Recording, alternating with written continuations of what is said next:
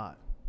Welcome to Hardly Initiated. It is your host, Tyshawn Jackson, in the building with my co-host, Ryan Catchings. Big facts. Lono, hit that sound. Cut that feedback off. Got a little feedback on here. Got a little feedback. And let us know what the sound is like.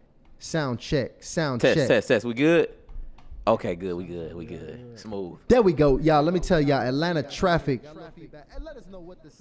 what is going on today? This man here, Atlanta traffic, y'all. Atlanta traffic was extra gangster. So thank you for everybody being patient.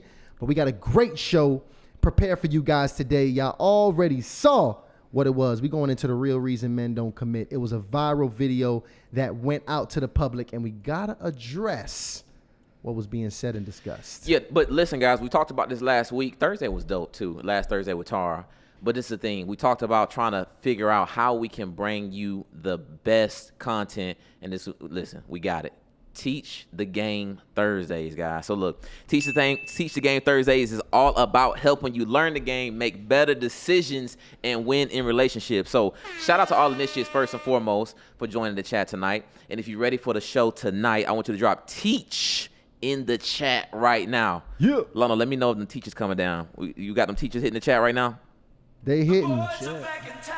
Okay, cool. So let me give y'all the rules for tonight, okay? Because the phone lines are open all night. So Teach the Game is for anybody who wants clarity in their relationships. And we're doing this every Thursday at 7 p.m.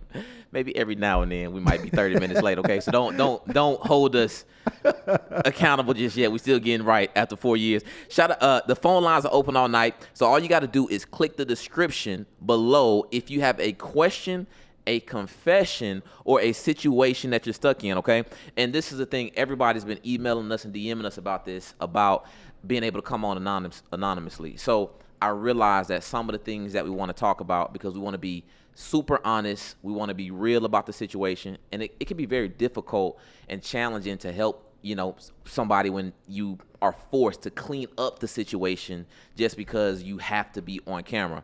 I know some of y'all are in relationships, some of y'all are in marriages, some of y'all are recent divorces. There's so many things going on with these relationships. Yeah. So from here on out, when we open up the hotline, which tonight is literally open up all night, if you choose to come on anonymously, we have no issue with that. No issue. And what I would suggest, honestly, because we got an incredible show to plan for y'all tonight, incredible guests, incredible game, I would suggest you literally click the link. Go ahead and drop that link in there, Ty. It's already there, baby. Okay, good. Click the link pinned to the top of the chat so you can go ahead and join the back room now.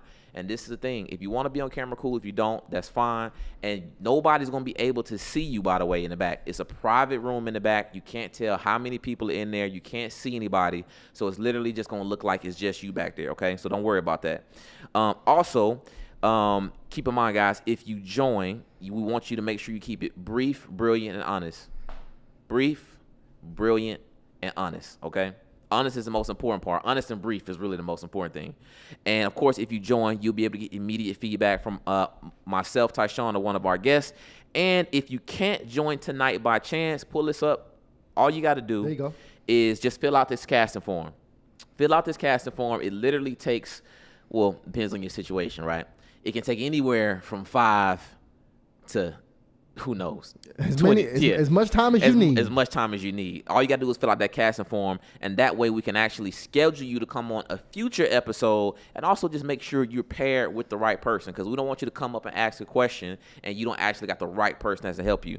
And the last thing, guys, is all super chats over $10 will be read live on air. Yep. If you have questions that I don't know why you wouldn't be comfortable with coming on anonymously, but if you just have questions that you just don't even want to come on, you just want to make sure you get your question answered, all you got to do is send that via super chat, and we will make sure that the coaches get to it. So we good. There you have it. Very clear. You have it. Teach the Game Thursdays, every Thursday at 7 p.m. Drop that hotline link for him, please. Okay. So the hotline link is being dropped right now, and we bringing our coaches up in just a few. In fact, what I want to do before I go into our offer for today is let's go ahead and show them why we're here today, man. Let's get into it. Oh, yeah, this was crazy. So, oh, man, I meant to send y'all this. So I meant to send you this, Alano. So this is the thing. I want to kind of kick off how the whole conversation was inspired. So I want to give a shout out to this young lady, because y'all be DMing me, telling me every time it's some controversial stuff. Yeah. And I don't know. And it's the thing. I don't know how we be going viral. We just be keeping it 1,000. But I actually we had don't do a lot of podcasts, but when we do, they always seem to really ring in the streets. So we was actually on Willie Moore's podcast. Shout out to Willie Moore, by the way. Big shout out. And shout out to the whole team over there, Katie Bowe included. We was on his podcast. This was about like in early this year. Yeah. But I guess we had a gentleman, Dr. Link, who will bring him up in a second. He actually posted us on here. And I had a young lady. Shout out to Tony. I wanted to get a screenshot because I do not be making this stuff up. Tony sent me I had never seen this. She recently sent me this DM with a link to the actual post. And she says, Tony's funny. She says, are you comfortable with him using this as a sales tactic, as it may be giving people a misleading impression of you? And at first I'm like, well, that happens to me all the time.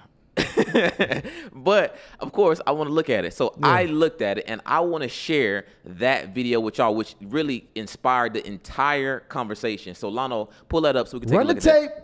I also don't think there's anything wrong with dating a woman for 2 to 3 years before you decide to give her that lifelong commitment. I actually think that's ideal. Yeah, I think it's ideal. We actually had Dr. Spirit on the show, and she, renowned therapist, she mentioned that a minimum of 18 months to 2 years. Yeah. So I think 2 to 3 years is reasonable. Oh, hey man, hold on. I got it. You are eligible bachelor. What woman would be the woman that you could marry now? You bought the bottle of beer. What kind of woman could you marry now? Because you got women looking at this show and they're saying, these are good dudes. What could make you marry her now? Well, I mean, it has to be a vetting process, but I'm looking for value. Okay, vetting process. Okay, Yeah. so how long is the vetting process? You saying 2, 3 years? I would say about 2 years. Okay, so 2 years. So she is what you want now, and you're gonna make her wait 2 years? No, I see. I didn't say that. Got your ass. She is what you want now. The time you spent 6 months, y'all been having a great time. It's been amazing. I guess my point is, I just don't think that it is as simple as we make it when it comes down to women. Because ain't a woman's gonna go just be, no matter how amazing she is, it's gonna be able to get your attention right away and get you to marry her, put a ring on her finger. Because the thing is, if you're still trying to get yourself together, why are you dating? I'm coming kind of strong here. No diddy. But I ain't even trying to be funny here. You're saying, hey man, I need 2, 3 years. You just kind of roll with me for 2 or 3 years, or just kind of see how it works out. What does that mean? There's no guarantee. I mean, what does that look like? It has to be a test. I mean, you can't know somebody's character until you've experienced a lot of the seasons that come with life. How am I supposed to know you're a good person if we've never been through hardship together? How do I know that you're going to continue to fall in line with your commitment if there has not been time that has surpassed? Talk about seasons. Seasons is a year. It's four seasons. I mean, what I mean is this. Okay, you don't know what she's going to be like when she has menopause. I hope you don't. You know, it's like if the mom or dad dies. I mean, there are seasons that are going to arise. I think that this conversation has got to be, is there some tangible seasons that we absolutely have to have? Because if we say I got to see with all seasons, that's not realistic. Man, that's a really good point, because pretty much what you're saying is we need to clearly establish what we're looking for. Yes. We need to have clear, tangible things that we're vetting in the woman. A lot of women have experienced men where they've been with them for 2 to 3 years, but it's a very unintentional 2 to 3 years. Yeah. Damn. That's deep. Okay. I didn't even know. Did you know that there was a damn? That's deep. Bro, at the sound end. effects. So shout out to Dr. Link for showing love. I consider anybody, even if they have a slight shade with the post, I consider anybody in the creator ecosystem who shows love by reposting us family, even if. What? I wouldn't say. I mean, family's a big Not word. family. You're right. Like, Family. what the hell? I'm not offended. Let's just say that. okay. I That's think it's cool. understood. I appreciate you reposting. So, but I will say, I think this was. I thought that it was a little shady with the post, because it wasn't really inclusive of the entire message. And I do want to say, because this is the thing. A lot of people have issues with some of the things that, myself in particular communicates, but I will always keep it 100 with you. And so I understand that there's some nuance to this thing. I understand that, there are women of all ages, right? So certain things may not be the best. I also understand that not every man dates with intention. I also understand that most people are indulgent in sex before marriage, which also complicates the situation. Yeah. But I absolutely stand on 2 years is more than reasonable to date somebody and vet them to make sure that you want to move forward with marriage. 1000%, I stand on that. Now, this is the thing. Before I continue to give feedback on, this whole situation, again, I want to shout out Dr. Link for reposting that. But what I want to do, because I typically don't do this, but I sent this to my girl, and I'm like, maybe I'm tripping. I'm like, babe, look at this real quick. Let me know what you think about this. And of course, she's looking at it, and she first off, she don't even look at the post. For what I guess it's like a new thing. She goes to the comments first. Yeah, that's like her thing. She goes straight to the comments. Wow. And then she looks, right? And so she's like, babe, like these comments is crazy. And I want to show y'all what the feedback. This is, if you can go to his post, you can see this. Let's read some of these. He's trying to twist his words. The light-skinned guy is right. You can get engaged, but 2 or 3 years is good timing. First off, I love seeing that the light-skinned guy is right. That's me. Okay? I'm the light-skinned guy. Here go another one. What's that other one say? You got to help me read that one. Read that one, Ty. I can't see it. 2 to 3 years is way too long. If you don't know in the first 6 months, you're wasting your time. But it does require clarity before dating to know what you're looking for. Not to mention, the average man isn't going to wait 2 to 3 years if they're practicing celibacy or abstinence. Getting premarital counseling together will also alleviate the worry in choosing wrong. So I believe this is a pastor, by the way. So shout out to Bernell Samuel. So the first thing, I want to clear this up as well. I am abstinent. If you keep up with Hardly Initiated, you know I've been abstinent for some time. How long has it been for me? Like, when did we had a challenge for the men's group? This was like a year and a half ago. That was about a year and a half. About a year. So I'm abstinent. So I do want to be clear about that. So I'm not sexing down my lady while going through this dating investigative vetting process. I want to be clear about that. And go back to the comments real quick. I want to keep going. Oh, that's a good one right there. He's giving DL vibes. First Damn. off, now this I'm offended by that, because why when somebody gives their opinion, which to me, like I said, I'm open to suggestions. This is why we bringing on experts to give some feedback. This is why I'm looking at the chat to get some further understanding. I'm open to some different ideas about this. But why, when a man expresses himself and it's not to the lady's liking, he got to be gay? I'm not gay no more. What's the deal? Somebody tell me why that's the situation. Why is that the automatic situation? So Yeah. keep going real quick. We have some more. Black People Eats. Glad they called them out. Real men with vision ain't wasting that kind of time. Brick City. I'm with the light skinned dude again. And first off, Lovely Linda says he's the problem. You can switch to the next page too. So pretty much, I'm seeing the fellas, the fellas are kind of split 50-50. You got the guys that's like, come on, this is reasonable. There's nothing wrong with that. You even got a few ladies in there that's like, this is not unusual. This is just a person that wants to make sure he got the right person. Yeah. But I would say, if I had to say, the majority of the comments were like more like this one. Shout out to,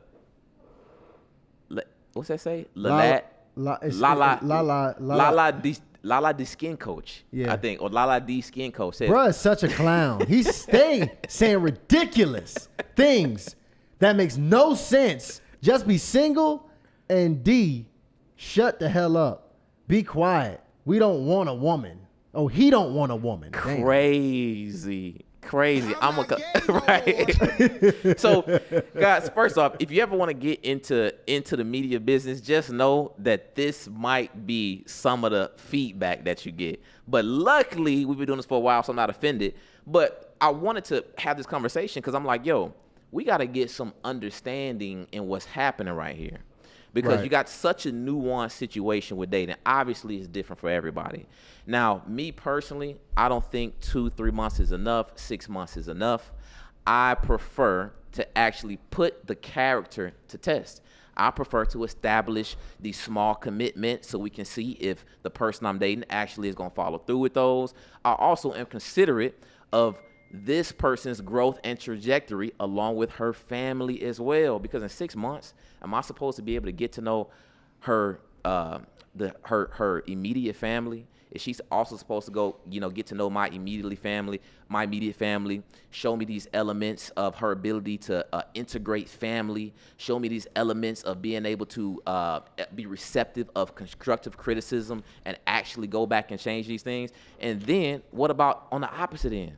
I also need time to be able to showcase that as well. But like I said, maybe I am tripping. So what I did again, because I want to make sure we have, we get all the context around this. I actually dropped a poll a few hours ago. So I want you to pull that up, Lano, because I thought it was important for us to get to know what the initiates thought. So I dropped this poll. You see it says 3 hours ago. I think at this point it's like 5-6 hours ago. Is 2 to 3 years too long to wait for marriage? Yes, way too long. Depends on the couple. No, that's normal. And most people are saying it depends on the couple. So 50% of people saying it depends on the couple. I'm still confused about if it's a yes or no. Yeah. I'm still confused about that. So that's what's going to happen, y'all. Tonight, that's why we went ahead and staged this conversation the way we did. We got two powerful brothers backstage. I'm very excited to bring to the conversation because, the reality is the reason a lot of these ladies is triggered is because some of them in these raggedy-ass relationships right now. Correct. Where they've been with a man or in a relationship with a man for 3, 4, 5, 6, 10 years. Yep. No marriage, no ring, bunch of sex, toxic drama, and everything else that you can imagine in between. Yep.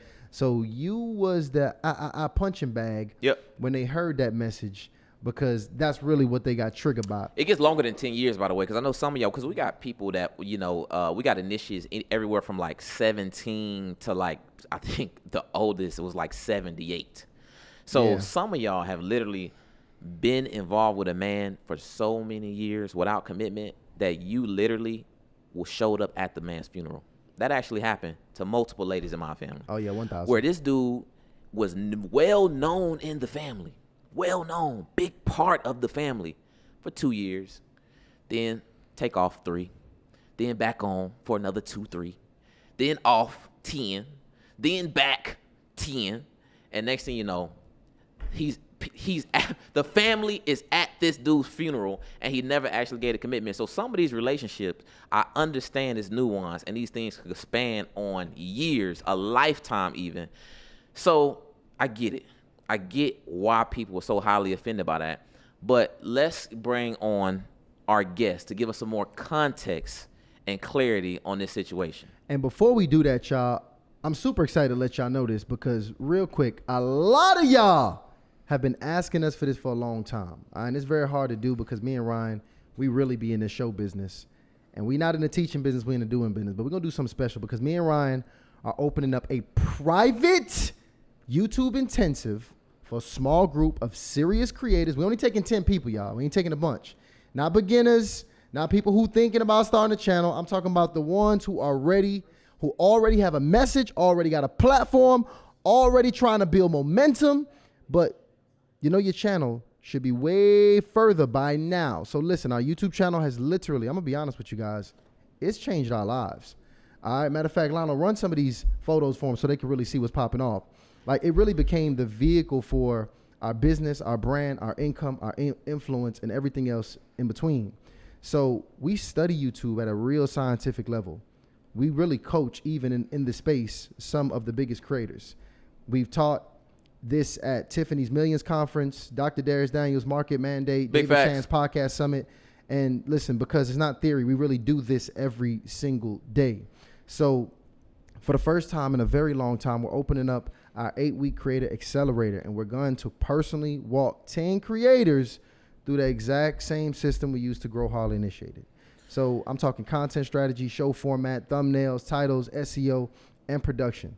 All right, the whole workflow. Yep. And the analytics that tell you exactly what to do next. So this is for the creator who wants to walk into 2026 with clarity and momentum. So take 60 seconds. We got a form below, right? It's the very first link in the description. Fill it out and apply. And for those who qualify, you'll receive a call from somebody on our team. And we'll talk about what the next steps look like. So go ahead. That's some big news for everybody. And just keep in mind, into 2026, we done been there, done that, guys. This is our profession. We are professional creators, producer, media business owners. We ain't got no jobs. And we have a team. So it's quite a few people eating off Harley Initiated, thank God. And this is the thing, guys. A lot of y'all got things that y'all want to share with the world. Y'all got a powerful voice. Some of y'all are many of y'all are even published authors. We probably get 2 to 3 books in the P.O. box every single week. And guys, these days, the book is literally just not enough. You have to have a media presence. Literally looked at the mayor of New York who just won. This dude got 7 million followers. Yeah. So media is vital. And if you need help getting your message out to the world, all you got to do is click that link to apply. We're going to holler at you. Let's do it. Now let's introduce these brothers that we got coming up, man. The first brother, y'all seen him. Actually, y'all probably seen him about, let's say 10 minutes ago. Because he was actually the brother that was going back and forth with Ryan in the video. Is that what it was? That brother not only is one of the most powerful voices in this space of love and relationships, but he's also a frequent flyer of the Harley Initiated channel. Probably one of the first and earliest live shows Harley Initiated has ever done.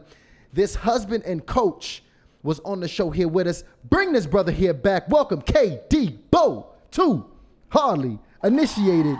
What's popping with you, KD? What's up, man? I'm just mad that I'm not on the thumbnail. That's all. I mean, outside of that, I'm all right. I just wish I could be on the thumbnail. Hey, listen, we're going to get you right, KD. I told him I'm getting them right. We're going to make sure we get you right on there big and bold. Honestly, you know, man. Ryan was kind of pissed off at that exchange, so he said, keep that nigga off the thumbnail. And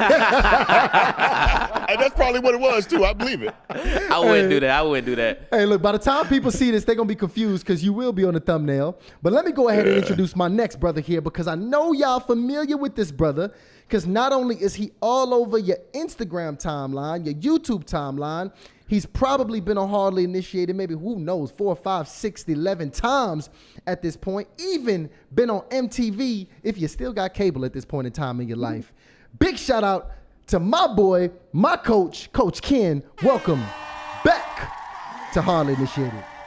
Glad to see you, buddy. Glad to be back. Yo, this gonna be crazy right here. I saw that clip too. I was tripping off that clip though. Hey, I'm gonna be honest with you though. He kind of pinned you in, man. I ain't gonna lie to you. I ain't gonna even lie, man. I mean, he done chopped and screwed that joint. What you think? Chopped and screwed it. Oh, I told Tyshawn how I felt about it. Hold on, wait. I don't want to get too deep. Okay. In your take just yet, because we're gonna get into the takes. In fact, for the people who are just getting into the room and may have missed it, what I actually have done is I found the real full version, y'all, okay? Oh, good. So for my people that say, where's the context, where's the actual video, I went on my brother Willie Moore's page and I got it. Now, hopefully, my sound man can get the sound right and we can get this together here. But we're going to go ahead and run that video. I want to run it, but I want to remind everybody, guys, it is Teach the Game Thursdays, every Thursday at 7 p.m. live, and this is a live advice situation. We got 2 amazing coaches, actual husbands that are ready to give you that are ready to give you the game you need to be successful in winning your relationships. And listen, the hotline is open all night. You got a situation you stuck in between, you got a confession, you got a question, all you got to do is jump in the hotline right now. It's a Zoom link. You click that link that's pinned to the top of the chat and also in the description, and you can join us on camera, or if you prefer, anonymously, however you want to show up to make sure you keep it 100% honest. That's what we want you to do. Click that link. That's a fact. Go ahead and run that video. Let me know when I can run a video, Lano. I got you. 100% honest. Let's get it. That's what we want you to do. Click that link. That's a fact. Go ahead and run that video. Let me know when I can run a video, Lano.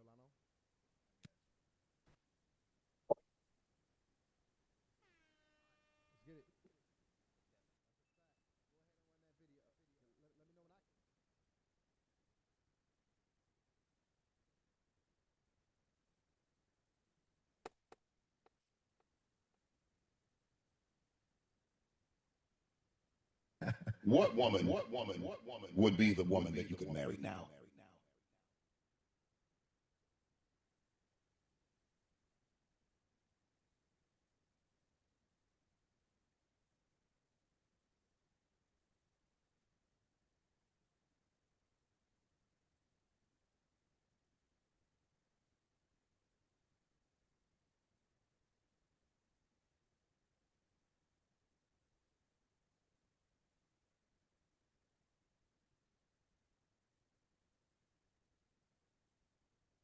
Everybody can hear us now. Is the sound clear now? Sound check, 1, 2, 3. Can you guys hear us clearly? Give me a thumbs up if you can hear me. Let me know if we are good. Let me know. Mic check, mic check. All right, cool. I got a thumbs up. Lionel, run the video back. You want to run the same one back? Run that same No. Let's get into the conversation. Okay, cool. Well, let's run it. So right now, guys, we talking about the conversation here. How long is too long to stay in a relationship? Ryan put 2 years out. All right? Yeah. He put 2 years out. And keep in mind, I'm backed by the illustrious Dr. Spear, who says a minimum of 18 months. 18 months. Okay. I think you added a couple more months on Dr. Spirit there. I did. Right? So let's go into it, fellas. I'll go ahead and start. Matter of fact, let's pop it off with KD. Because KD Bo, and I want you to keep that same energy, KD. All right? Because when it first popped off, obviously, you was fired up on that 2 to 3 years. If this is your wife, why you gonna make her wait this 2 to 3 year time frame and not make a decision right now? What's up with that, Katie? What's the problem with 2 years? You know, man, I don't think I have too much of an issue with 2 years. I don't have too much of an issue. I just think that when you're talking about being intentional, I don't have 2 years to waste. Let's be honest, bro. So for me, I'm gonna know whether or not I want to do this journey with you, specifically if I'm talking about being married to you, then I'm gonna know within 6 months. Now, that doesn't mean I'm gonna marry you in 6 months. That does mean that I'm beginning those steps of intentionality towards marriage. That means I've already said when I met you, hey, I'm trying to be married. I'm trying to be in a committed relationship and I'm looking for my wife. And so instead of 2 years and then you're saying, oh, wow, you know what? I think you could be the one. No, once you realize that, once you see that they have those foundational elements that you need, then you start in that space of premarital counseling. And I'm gonna tell you something, bro. People look at premarital counseling as the thing that you do a month before you get married. It's just a checklist. No, bro. You now determine before you even propose to go to premarital counseling to see if this is a person that can even be in that space, if this is the kind of person that I can marry. So I'm saying 6 months, I already peeped out how you move. I've been intentional. I've been following you closely. I've been watching. So now let's figure out what these next, what y'all say, another year and a half looks like. Okay, I think 2 years max. Okay, cool. But at 6 months, you should kind of know what you want to do. Okay. Soften that position a little bit, I think. right. No, I didn't. But you know what? Let me tell you what the strength was. The strength of what I said came from the 3 years. It was that 3 that got me. Okay, let's talk about 3. Because it sounds like a difference between 2 to 3. Now, I will say it is a difference between 2 and 3. See, the 3 is the option. Because if things are still a little bit unsettled or the circumstances suggest that you need some more investigation, that's why I brought up the 3. For example, if the first 6 months to a year, most of the relationship was long distance, or, you know, a situation where you've been attempting to work on this thing, it's this one thing that's still, you know, really preventing you from having this ultimate comfort to move forward, then it's like, okay, cool, listen, we done been through this. Listen, this is, I need to see this thing. So the 3rd year is an option. Now, the 6 months, when you say you'll know in 6 months, honestly, I can understand that. I think you know if a woman is wifey material probably well before 6 months. I would say really a couple months max.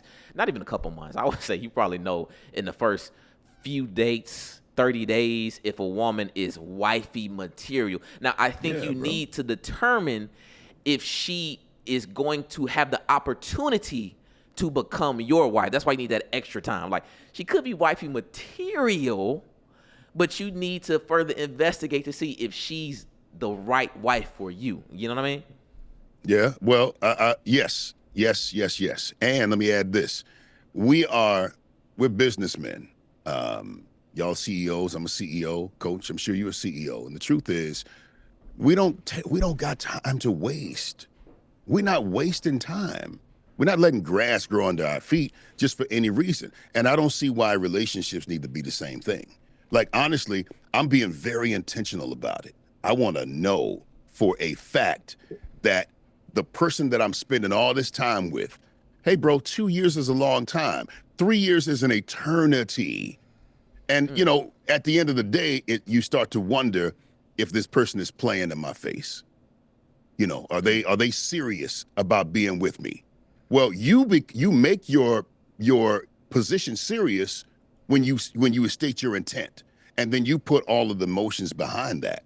And then at the end of the day, she may not survive premarital counseling. A lot of the guys that I coach, they get into these situations and they don't. You know why? Most of the time, it's because they're still in that process of becoming. And as they become, so now 2 years down the road, you're not even the same kind of person. Your mindset, the way you move is different. So if you're not with somebody, and this is a whole nother Oprah, if you're not with somebody that has a growth mindset, that's a problem already. And I'm gonna stop there. Well, we got Coach Ken in the building here. I see that man, Coach Ken, serious. He over there taking notes. I don't know what the hell Coach writing down, but I'm excited to hear your take on this one. Coach Ken, we talking about that difference here between that 2 to 3 year mark, right? You see a big difference between year 2 and year 3? So I'm gonna trigger some people, and I have a different mindset. And Coach over there, me and him might view things a little bit differently. So let me just say this. Let me start by saying, I have to say this. I have saved 306 marriages. That's important for me to say, and I have put together over 1,100 couples. So that's important context. And the one thing that I tell everybody that they need to understand is we get caught up in the construct of time and not core values. You see, what happens to people is they focus so much on time. I got to get this done by this time. And what happens is they forego getting to understand the person's core values and to determine if we're in alignment with each other. What I coach is alignment. And get it, I understand what Coach was saying. Here's what I know. A man has to make 2 decisions. And so the reason I say he boxed my man Ryan in is because of this. It's because he only boxed him in based on 1 decision. A man makes 2 decisions, and Ryan kind of mentioned it tonight. The first decision that he makes is the woman that I'm dating a wife? Mm-hmm. Is she a wife? Okay. Is she wife materials? Does she have the attributes of the type of woman that could be a wife for me? That's the first decision. That decision doesn't take long. See, for a man, it don't take him long to know that. It may take him 6 months, a year, or whatever. But the second decision is where the intangible of time comes in.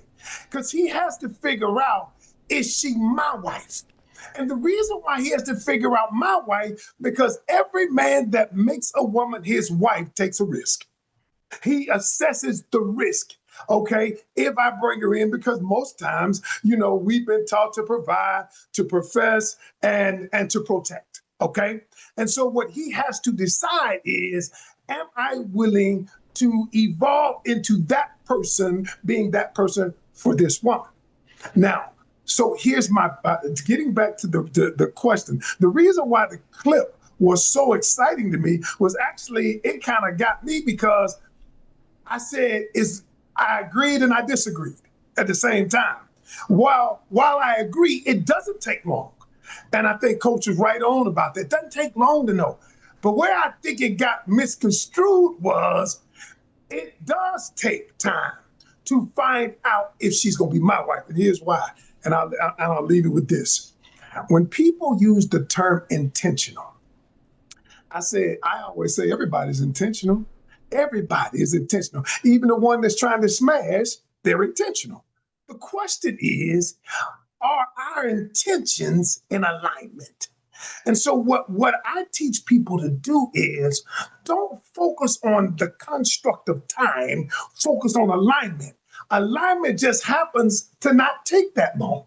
Sometimes it may take 2 years, and sometimes it may take 3 years. And so while I believe that it doesn't take a man that long to find out, What I also believe is that we get so rushed in time factor because people think time, that we forget alignment. So that's how I look at it. So Ryan, 3 years, I don't think that's too long. I don't. Okay. Because if it was, first of all, I would have been the damn knucklehead. Because how long you was dating your lady before you got married? I was 3 years. Okay. I was 3 years, and I see, man, when I tell you, I see ladies that were, calling you everything but a child of God. If you would be a woman who would be willing to date a man, I saw past 1 year and past 2 years, and again. This relationship, the thing about this whole relationship conversation again is we talk right through our traumas. So ladies, trust me, I get it. Because if I look at some relationships that I done been in, I done strung some things on.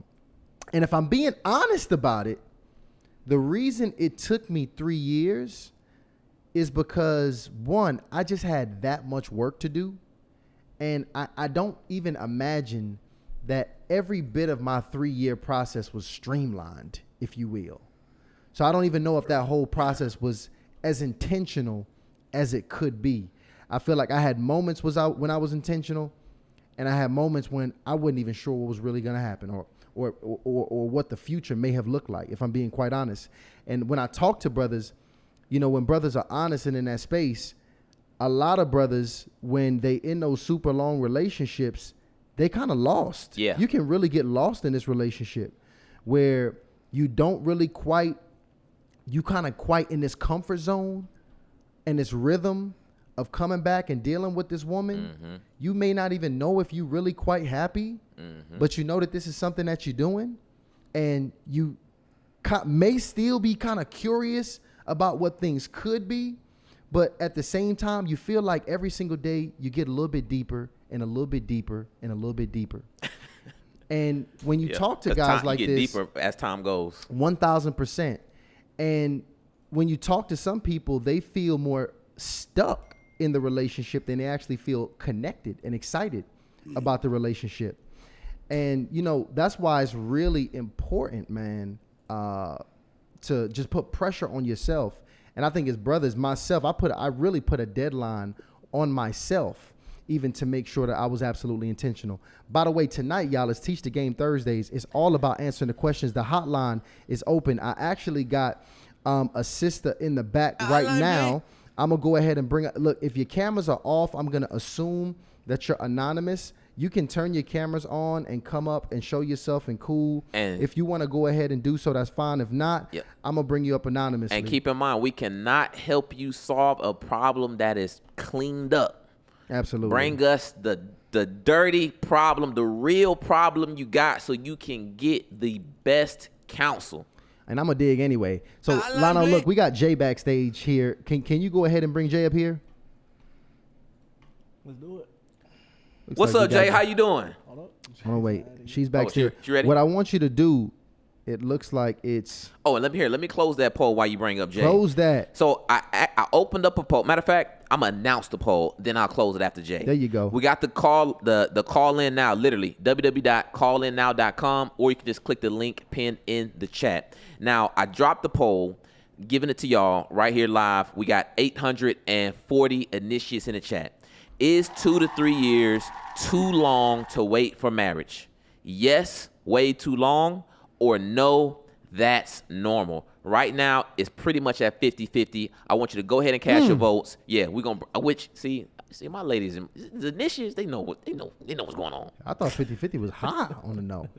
Oh, you think that's high on the no? I thought I was high on the no. Absolutely. But go ahead. Yeah. So, well, I forgot what I was saying. You're announcing the votes right now, right? Oh, no. So, yeah, that's what I'm doing. So, I'm going to leave the poll open. We're going to hear from Jay, who I'm assuming has a question or situation. Then I'm going to close the poll after Jay. So, let's do that. So, look, Jeanette actually is what it is. Jeanette, can we go ahead and bring her up on the stage? Unmute your mic so I can make sure I hear your voice. Jeanette, are you there? I'm here. Make me a co-host in the back, Ryan. What's up, Jeanette? How you doing, sweetheart? I'm doing okay, and I apologize that I look like I'm preoccupied because I'm actually preparing to go to a Sheila E. show tonight, so I'm trying to get ready while I'm on the phone with y'all. No, we see Let's them curls. get We it. see them curls. Listen, and I like this. I like that, Jay, because I want you. She getting ready to go to Sheila E. and she coming on. So some of y'all in the car, some of y'all is at the workout. We don't care what your situation is. If you got a situation, we just want you to call in. Absolutely. So Jeanette, go ahead. First of all, give me your name, age, location, and relationship status. Name is Jeanette. I am in Philly, and I am 53, and I am recently divorced. I've been divorced since April. There you go. Okay, so what's your question here for us today? So my question is, so I have a question in the comments. So I wanted to make a comment about the age, like how long you should wait. So I'm 53. So if I intentionally want to date with an intention to marry, I don't have a lot of time to be waiting. I ain't got 3, 5, and 10 years to be waiting for somebody to propose. So that's what I wanted to say about that. Okay. But my question is, and I actually really already know the answer, but I really wanted to hear from the gentleman what they think about me actually, because my ex-husband is showing interest in, rekindling the relationship, but he doesn't want to do marriage counseling. So that's my question. Like, should I even waste energy and time on that if he doesn't want to do marriage counseling? One quick second here, just so I can get context. When were you guys divorced? April 28th, to be exact, was the day that it was sealed. Wait, April this year? Yes. Mm-hmm. Okay, how long were y'all married? We got married in 2018. How many kids? On Valentine's Day. We don't have any children together. Okay, so 2018 now, what's that about, 7 years? Yeah. Okay. It would have been 8 years, almost, yeah. Okay, Yeah. About 8 years. Our anniversary actually was February 14th. We got married on Valentine's Day, so. Got it. And if you can, just kind of really quickly, can you pinpoint down a brief and brilliant reason for the divorce? His infidelity, and which I actually forgave him for, but he didn't want to work on what we needed to do to rebuild the trust part. And so one of my requests from him was for us to go to marriage counseling. So because I couldn't trust him anymore, because it was just like he didn't want to be honest about things. Like, he'll confess certain things, but he didn't want to be totally honest and upfront about what his issues were, what he was struggling with, because I knew it didn't have anything to do with me. I mean, I know I had some insecurities, but he was, he was just doing his own thing. And he admitted to, some things as time went on, because we actually were separated on and off for like 3 years because of, of that. But he just never, we tried the marriage counseling thing. That was unsuccessful, because every time the marriage counseling would end, he would get upset because he didn't want to be exposed. He didn't want to tell the truth, come all the way out with the truth about why he was doing what he was doing. So okay, hold on. And we couldn't move forward. Just so I could be clear, I know you said it was infidelity. Was that one occasion, or was that a recurring occasion of infidelity? So he claims he actually physically never did anything, which is, if I give you all the tea, you'll be like, there's no way this brother didn't actually physically do something. So, and then certain instances, his story would change. So for instance, he used to work at a hotel. I found some text messages on his phone. Now, I initially wasn't going through his phone, but stuff, how a notification will pop up and you see it. So I saw notifications pop up on his phone, which made me inquisitive as to, who are these text messages coming from? And so there was one text message that came through of, it was a female, and she was saying hi or whatever, or how you doing or something. So I was reading the messages and I'm back and forth. And there was one instance where he was actually inviting her to one of the hotel rooms where he worked at. So when I was inquisitive with, when I inquired to him about what was that all about, he blew up at me as if I did something wrong. Like, he got all upset with me. Like, why are you going through my phone? And that it wasn't about nothing and all this other kind of stuff. Like, so he was just in straight denial. And this was years ago. This was like in the beginning of the marriage, like maybe 2 years in. And so then later, so now years later, like maybe I would say like around Mother's Day sometime, he actually confessed to actually being in the room with this person, but he claims nothing happened. I'm like, okay, yeah. I'm like, what do I really look like? Okay, hold on. I think we got stuff like that. I think we got. I think we got enough information. I want to go ahead and pass it on. Thanks for breaking that down in so much detail. By the way, that was excellent. Absolutely. Yeah. I'm gonna let first I want to jump out. I'll let any of you guys attack it because I got Katie Bow here. Shout out to Katie Bow, and we got Coach Ken in the building. You know, when you brothers hear the situation here, should she take her ex-husband back that was recently divorced just a few months ago? How do we handle this situation? I'm just curious. I'm gonna ask a question. What's your name, sis? Jeanette. Jeanette. What's your gut say? My gut says no. My gut says no. I mean, I still love him. I still care about him. But every time I try to talk to him, waiting to hear him actually be like, I guess willing to grow, and it's his answer is always like, I would never allow myself to go through that again. Like talk about the issues that happen so that we can get to the root of what happened, why it happened, and how we can get past it and how we can rebuild trust. He doesn't want to do that. He just thinks, we should just forget about it and move on. Like just buried under the rug, like as if it never happened. I think you got your answer. You don't. Yeah. You don't need. I mean, I feel like I think at this point you want to be with someone who is willing to do the work. Right. And when it comes down to being in a relationship, hey, it ain't about you. It's not just about you and your comfort level. There are times in which we have to do some things that may not necessarily be comfortable to us, but if it's going to bring peace to the other person and it's not going to kill us, then you pick your battles and you move on. I think you're an incredible woman. I like your energy. You're an attractive woman. You got your curls out today. You don't need to be trying to figure out who and where they are and what they're doing. And you got to think, man, he didn't want to go to counseling. He didn't want to talk about it. No, we ain't got time for that.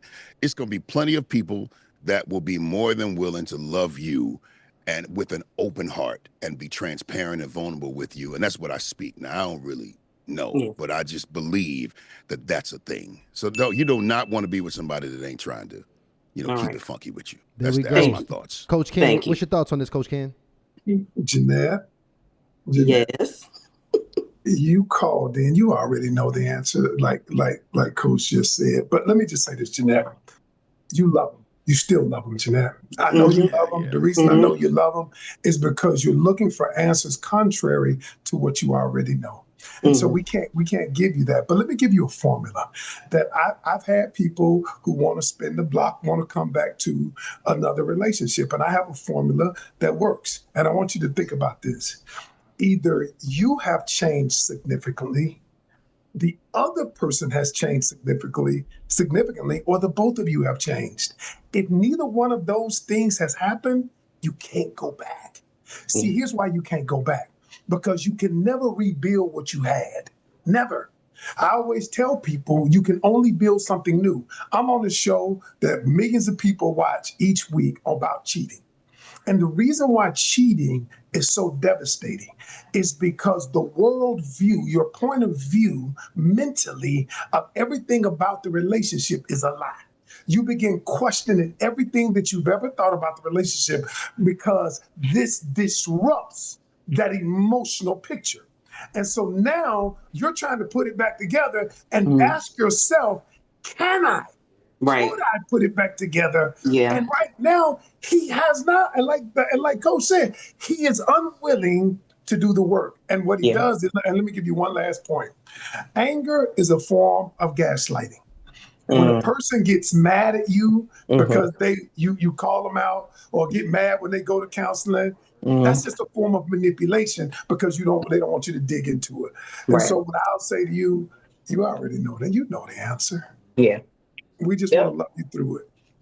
Thank you so much. Thank you so much for that, Jeanette. I appreciate you coming up and asking that question. That That was a vulnerable one, and trust me, that one just for you. It's a bunch of women right now that's currently contemplating that last man that probably put them through what you done been through with a little bit of tax and interest on top of that. All right, so thank you so much for coming up here, sister. All right. Thank you. All right. Good there night. We go. Bye-bye. Excellent. We got y'all teach the game Thursdays, every Thursday night at 7 p.m. So when you come up here, you can click that link, hop backstage, ask questions. It's not for perspective, y'all. I want to actually get y'all some real live coaching, and I'm bringing up the coaches here that got the answers. So y'all can go ahead and click that link, come backstage. I want to ask some questions. You can even keep it anonymous if you want to go ahead and stay quiet. We got Alex Hampton in the back. We got Alex Hampton in the back. Bring my brother Alex up on the stage. And real quick, I'm going to go ahead and close that poll. Is 2 to 3 years too long to wait for marriage? Yes, way too long, or no, that's not normal. Guys, 350 votes, and just edging, the initiates at 52% are saying yes, 2 to 3 years is way too long. There you have it. 50-50. And then we got a couple super chats coming in. Alex, hold tight. We got a couple super chats coming in. Shout out to Slave of Christ says 2 to 3 years is definitely too long. If you know, you know. Women normally wait that long when a trusted male figure has not been involved in that courting process. Interesting. First off, that might be true because because if you got a strong, successful man in the family, maybe I would be a little bit more enticed to commit sooner.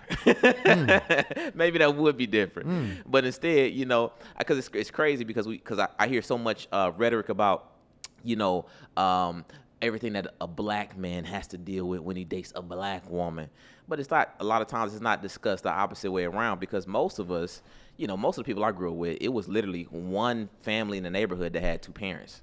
So most of us, when we go into these families, both men and women, you go into it with the likelihood that your parents is going to be a part of your family, like literally probably living with you, probably being a part of whatever the family expenses look like. So I do think that it could change. Maybe things would be different if there were more, you know, married couples or, you know, both husband and wife at the head of these families. Maybe things could be different. That could be, man. Absolutely. Slave of Christ also, man, Slave of Christ is going crazy. Thank you, Slave of Christ. SOC says, well, if you are divorced and I meet you, one down, the first question is, what was the grounds for divorce? If it wasn't infidelity or abandonment, unfortunately, it's a no-go. I'm gonna save this last one because SOC is really going crazy. Shout out to Jaleesa Brown. When a man finds a wife, he finds waiting isn't always necessary. God confirms it in the man and affirms it in the woman. It's a leap of faith. Either you trust God or you don't. There you have it. They brought God into it. There you have it. Yeah, understood. Is Alex? Is my boy Alex ready to go? Yeah, Alex. Man, bring that brother Alex up here. Alex, what's up with you, brother? What's up, you guys? Thank you for having me back on the show. What up, man? Alex is a frequent flyer, by the way. Absolutely, Alex. You come. You first of all, when they got mics, I don't know if they really got a question or they want some attention. Alex, you got a real question for us? What's your question, brother? Yes, I actually have a real question. All right. Well, first, let's not assume that everybody knows you, Alex. Give us your name, age, location, and relationship status. My name is Alex Hampton. I am currently in Orlando, Florida. I am 32 years old, and I am married. There you have it. What's your question, brother? So, my question is that would it be disrespectful to make someone wait 2 to 3 years just so you can have enough clarity to see if they're the right person for you, like vetting out like their like generational curses, I would say family background, medical background, things of that nature. Just to give a brief comment, I did not wait 2 to 3 years. However, I will say after I got confirmation from God and got to understand the history of my wife, I felt okay going about it. And I heard I hear that a lot of guys who are in the predicament of dating, they like to wait that long because they want to fully get to know a person. And my question is that really necessary to wait 2 to 3 years or longer to check all the boxes, if you will, because I don't know if that's necessary or not. Well, I want to really sure laser down question. the question. Yeah. Are you saying is 2 to 3 years necessary or is it disrespectful? Is it disrespectful to the woman? Like, because you hear a lot of women say, I'm not gonna wait X amount of years for him to propose. But most guys wait until they're ready, and that can be like 2 to 3 years or longer. I feel like to some degree we answered this question early on at the top of the show. Let me know what your thoughts on this one. Coaches, were you here at the top of the show, Alex?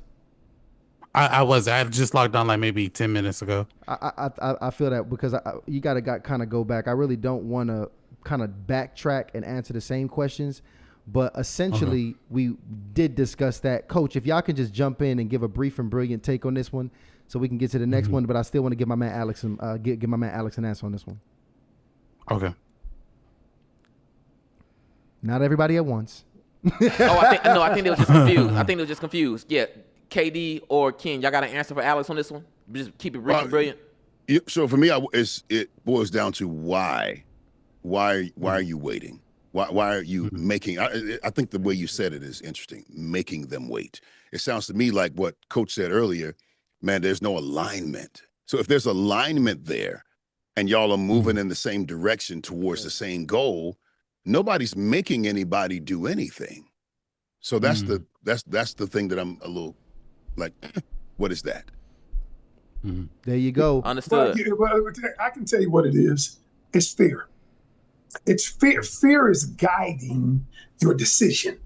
And whenever you say, I got to make somebody wait to see, I understand that. I understand what it is you're wanting confirmation because you have fear. Confirmation that I don't make the wrong decision. Confirmation that this is the right decision. This person is the right person. You can date somebody 5 years and still it may not be the right person. And so what I always say to people is this. The reason why I focus so much on alignment is because I don't want you to make a decision out of fear. A lot of people who say, I got to get married, that's out of fear.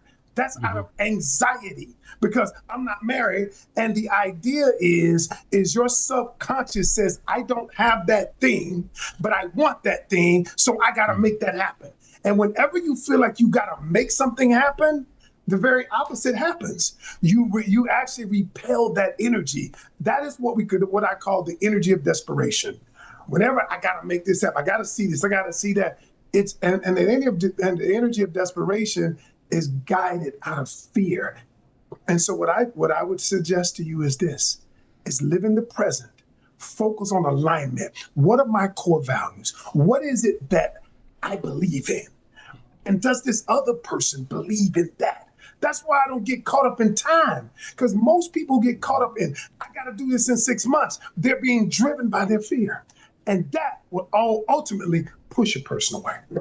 And you also don't want to be driven by the fear of not doing something as well. You can be driven by the fear of not doing it. Hey, man, because the last time this happened, and dear God, don't get stuck in the rabbit hole that is the manosphere. And then you like, oh my God, these women, this and this women, that's a lot there. And if you're waiting, like I said, if you're waiting for everything to pan out right, guess what? Bro, we change all the time, especially if you're a person that's given to growth.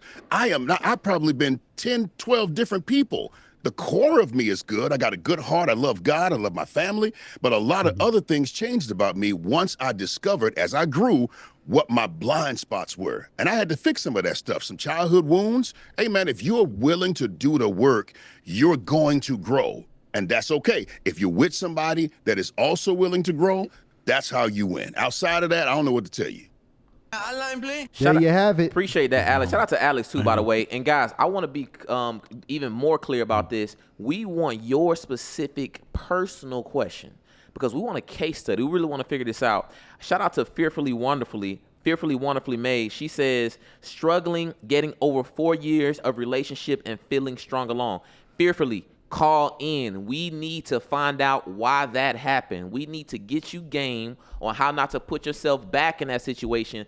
And if it's a 4-year relationship, that can be tough to get through. We want to talk to you about the next steps and what you need to prepare for to get yourself through that. So please call in. Also, it was a young lady, Natalie. This was good.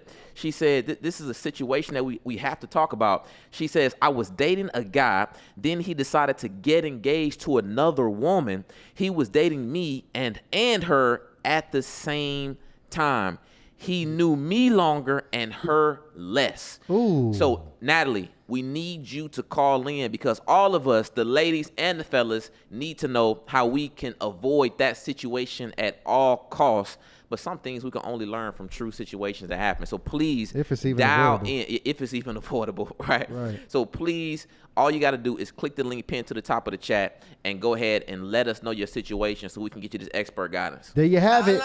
Hey, so I got another sister I want to bring up here. Big shout out. Teach the Game Tuesdays, Thursday night, where we take your personal questions. I got my sister all night long. I got my sister Tamika, who is backstage here. We about to bring Tamika on the stage here.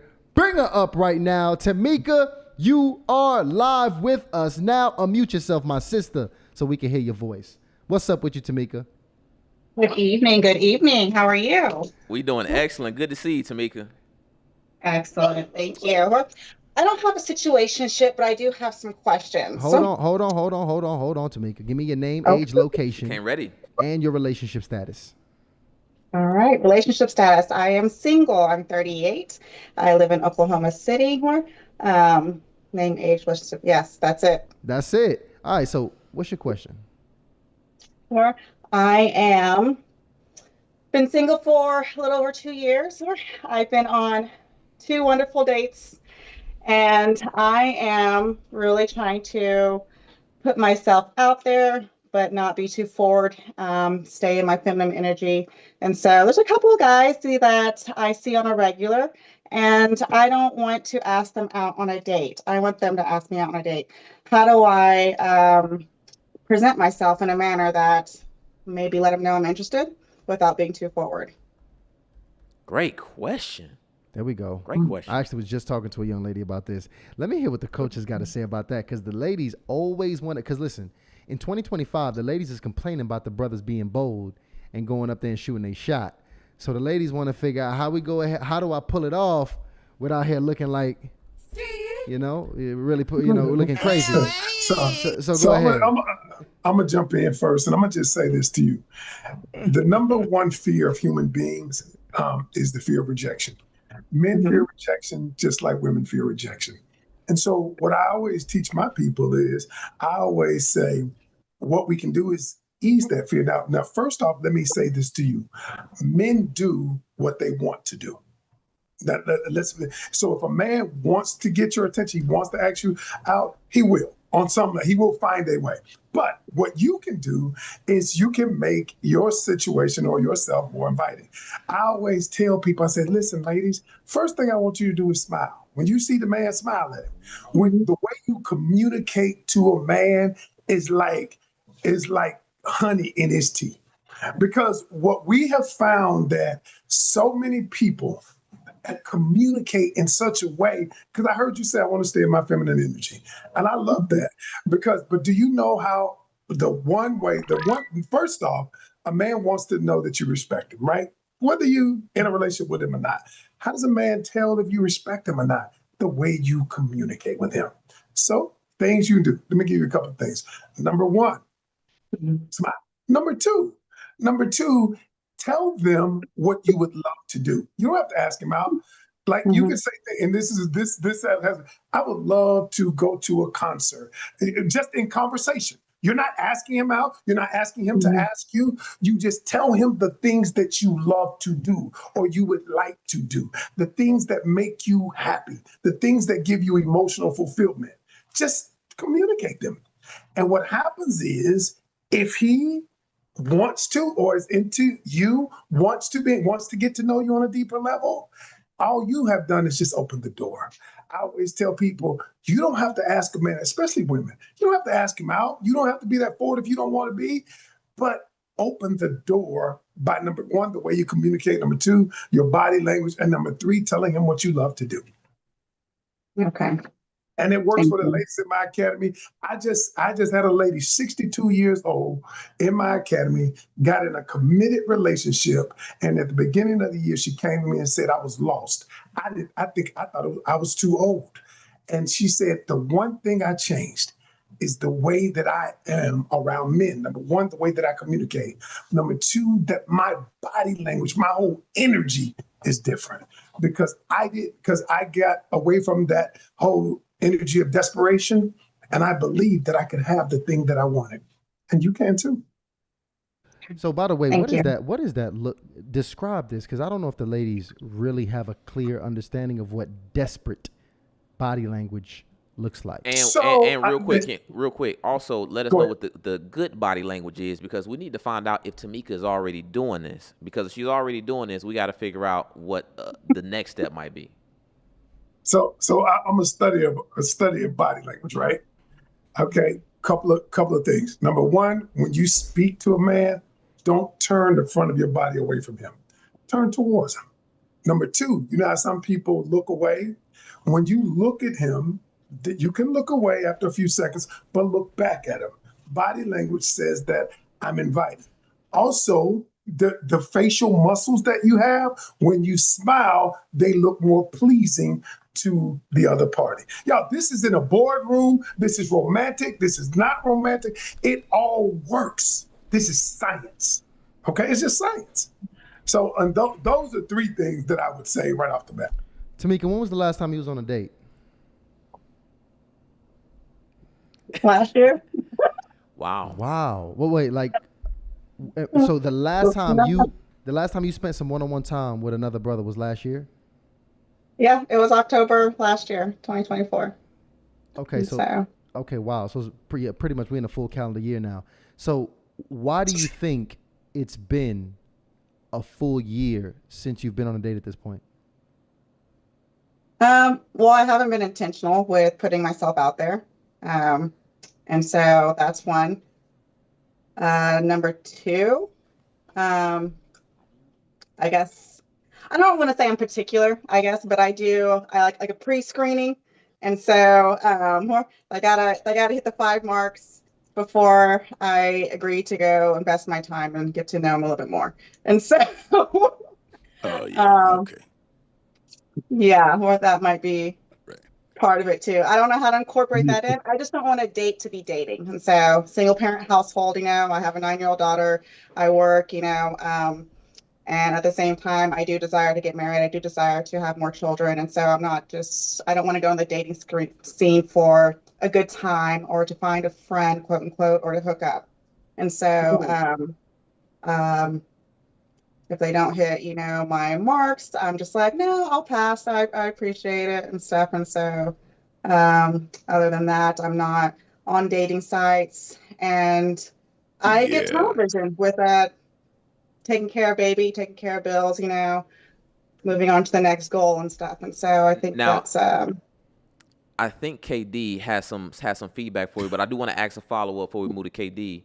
Tamika, do you have like regular hobbies that you typically participate in? No, I don't know. Not regular. They change throughout the season. So I'm very active. I do hiking, rollerblading, but nothing consistent. I'll do it for like 2 months, and then I'll take a couple months off, focus on what other financial goal I'm working on. And then I think I go to Bible study regularly. I do that every Tuesday, and I go to work regularly. Okay, and the reason I asked that, because I'm trying to get an idea, because I know you said you haven't been going out, on dates. I'm trying to get an idea if you go out at all, if you go out for yourself or you doing these different things. So it sounds like not really. I can more, but I choose not to most of the time because they don't interest me. So.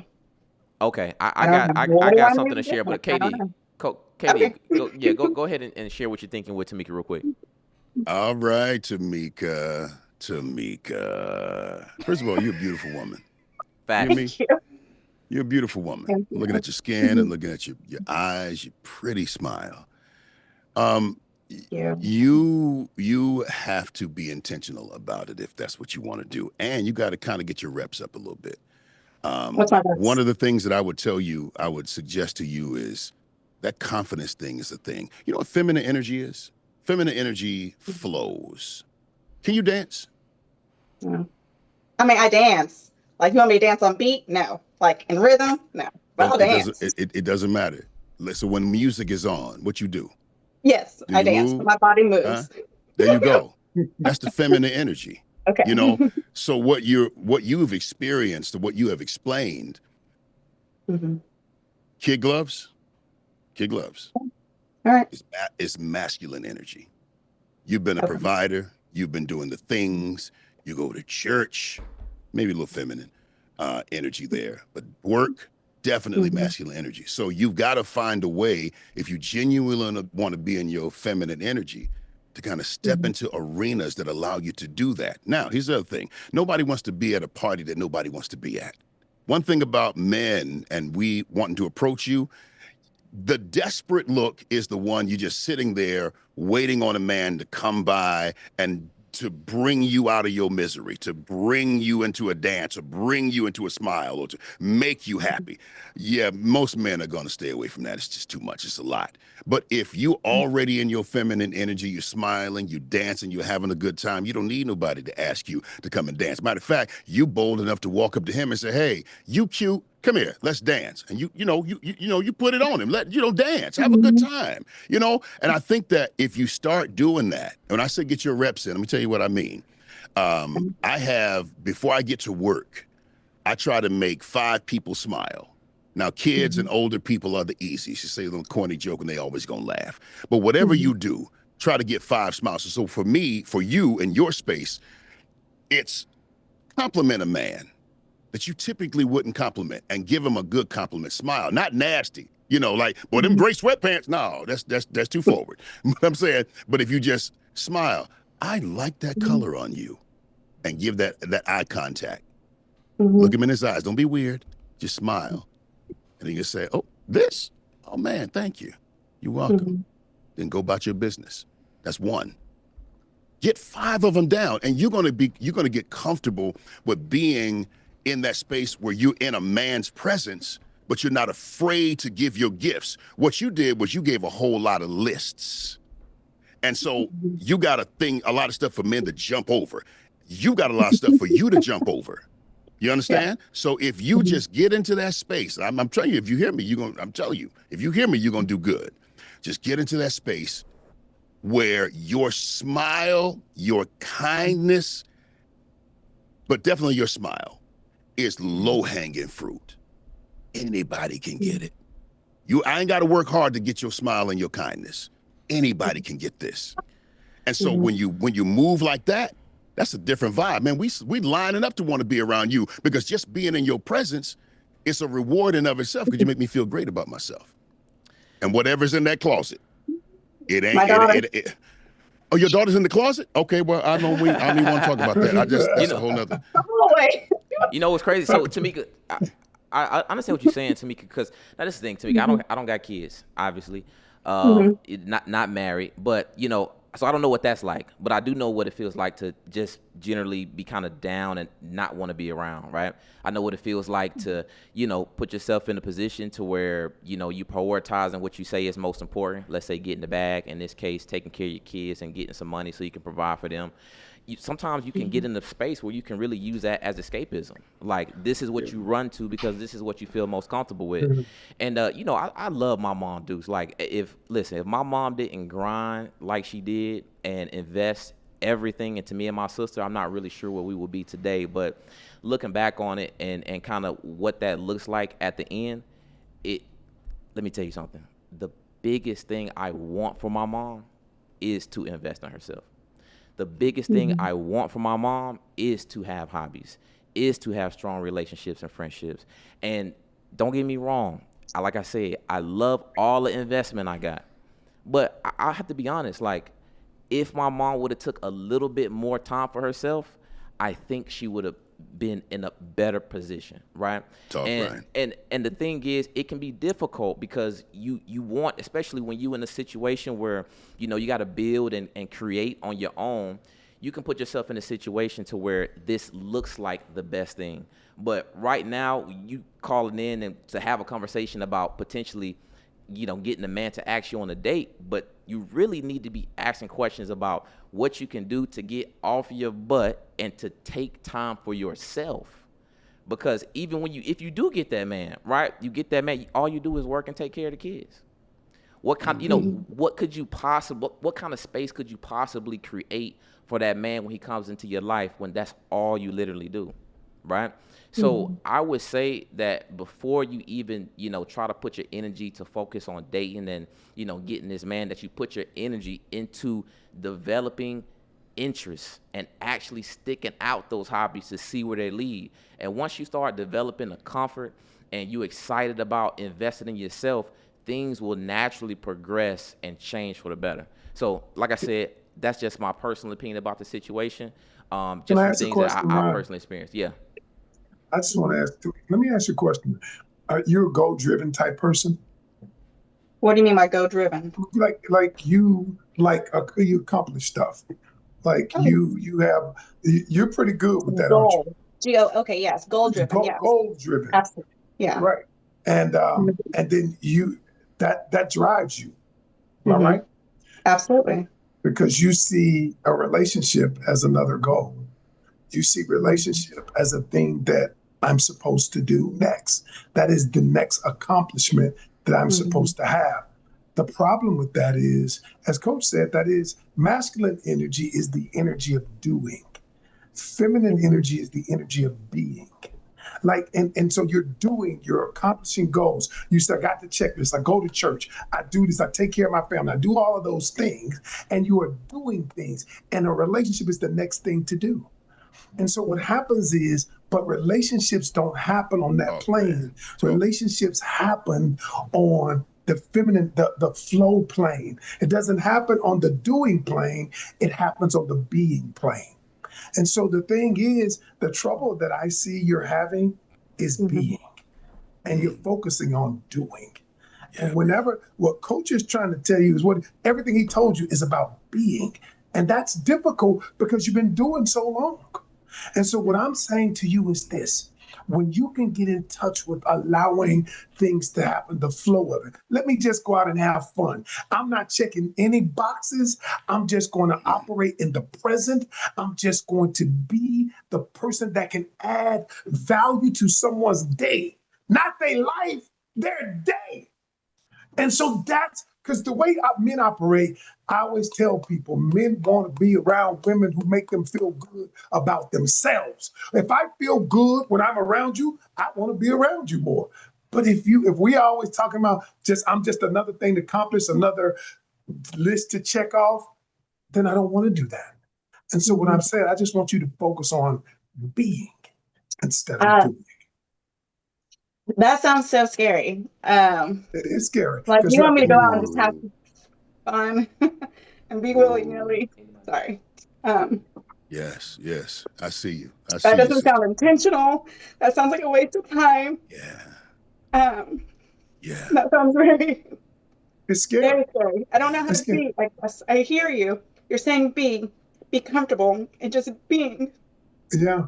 What do I need to work on to get in that state to be comfortable with being? Because that doesn't sound. I'm gonna tell you what you just. Go ahead, Coach. Go ahead. So he's saying being, that's a good word. I'm gonna give another word: allowing. It's allowing. So for you, I would suggest, it's really taking that time to be, honestly, with yourself.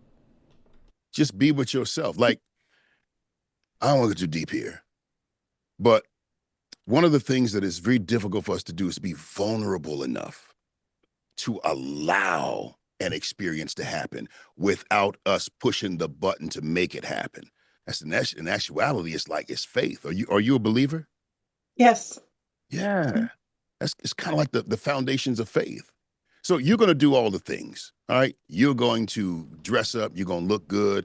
The beautiful part is already in place. But it's understanding that there is another force that is at play when you align yourself with the understanding and with that energy of allowing and being. You get me? I don't want to lose you here. It's like when you are in that space to where I know that I don't know where this man is. I don't know what this situation is or how it's going to turn out. But what I do know is that if I operate in love, operate in joy, operate in kindness, some way or another, it's going to lay out like it's supposed to lay out. And I know that's terrifying for a person that's an A-type personality, that's got to do everything. If it's going to get done, I'm going to get it done. I'm going to have to do it. But I assure you that if you align yourself with flow, that's feminine energy, flow, you'll be surprised how things will fall in your lap and you didn't even work for it.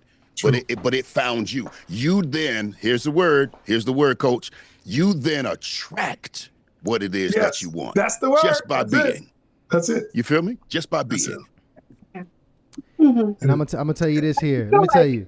Yeah. I'm sorry. Wait, no, go ahead, Tamika. Go ahead, Tamika.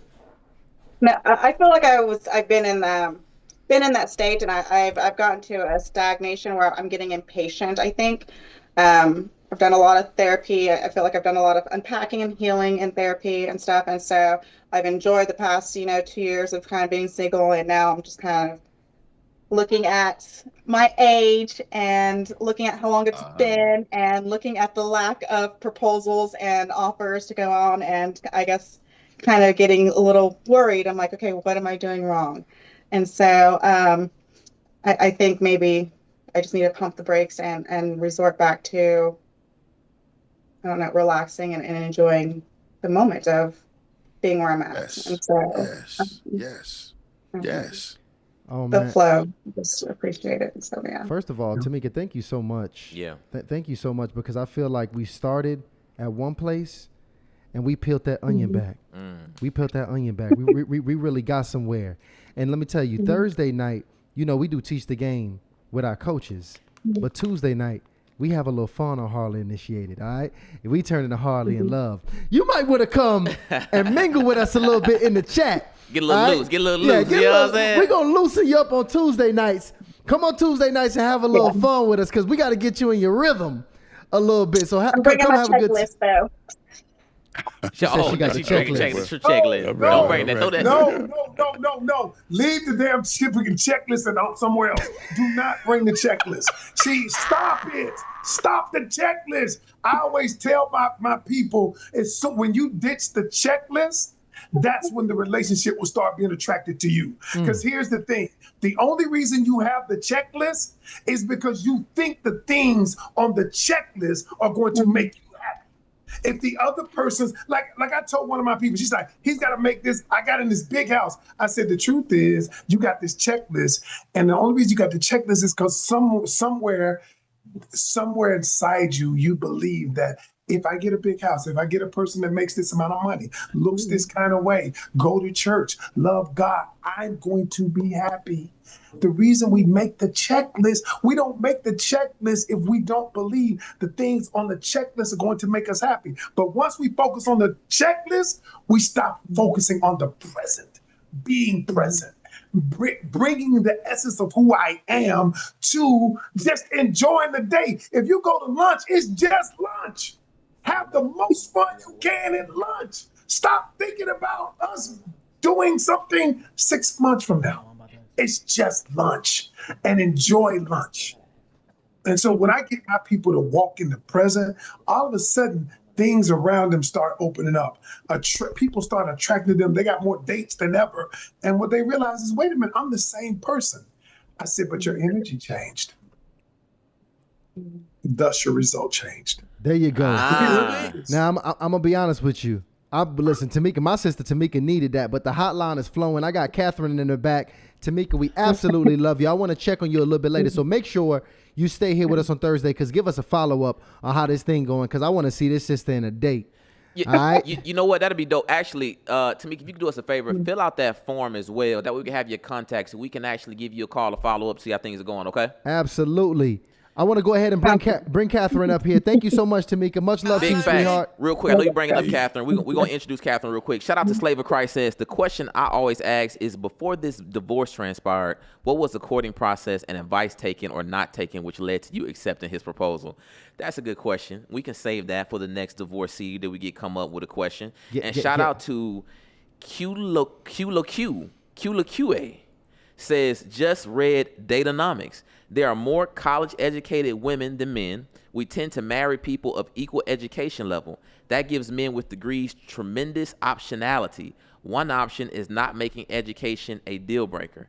Interesting. Oh, wait. Catherine ran. No, what happened? Funny. I'm gonna be honest with you. I've been seeing people come backstage and run. I think I seen Catherine, I seen Lynn, I seen Gerald, and I see some of y'all in the comment. And I want y'all to have fun in the chat, but come up here and have a good time with us. That's what Thursday night is about. So y'all come back up here and have a conversation.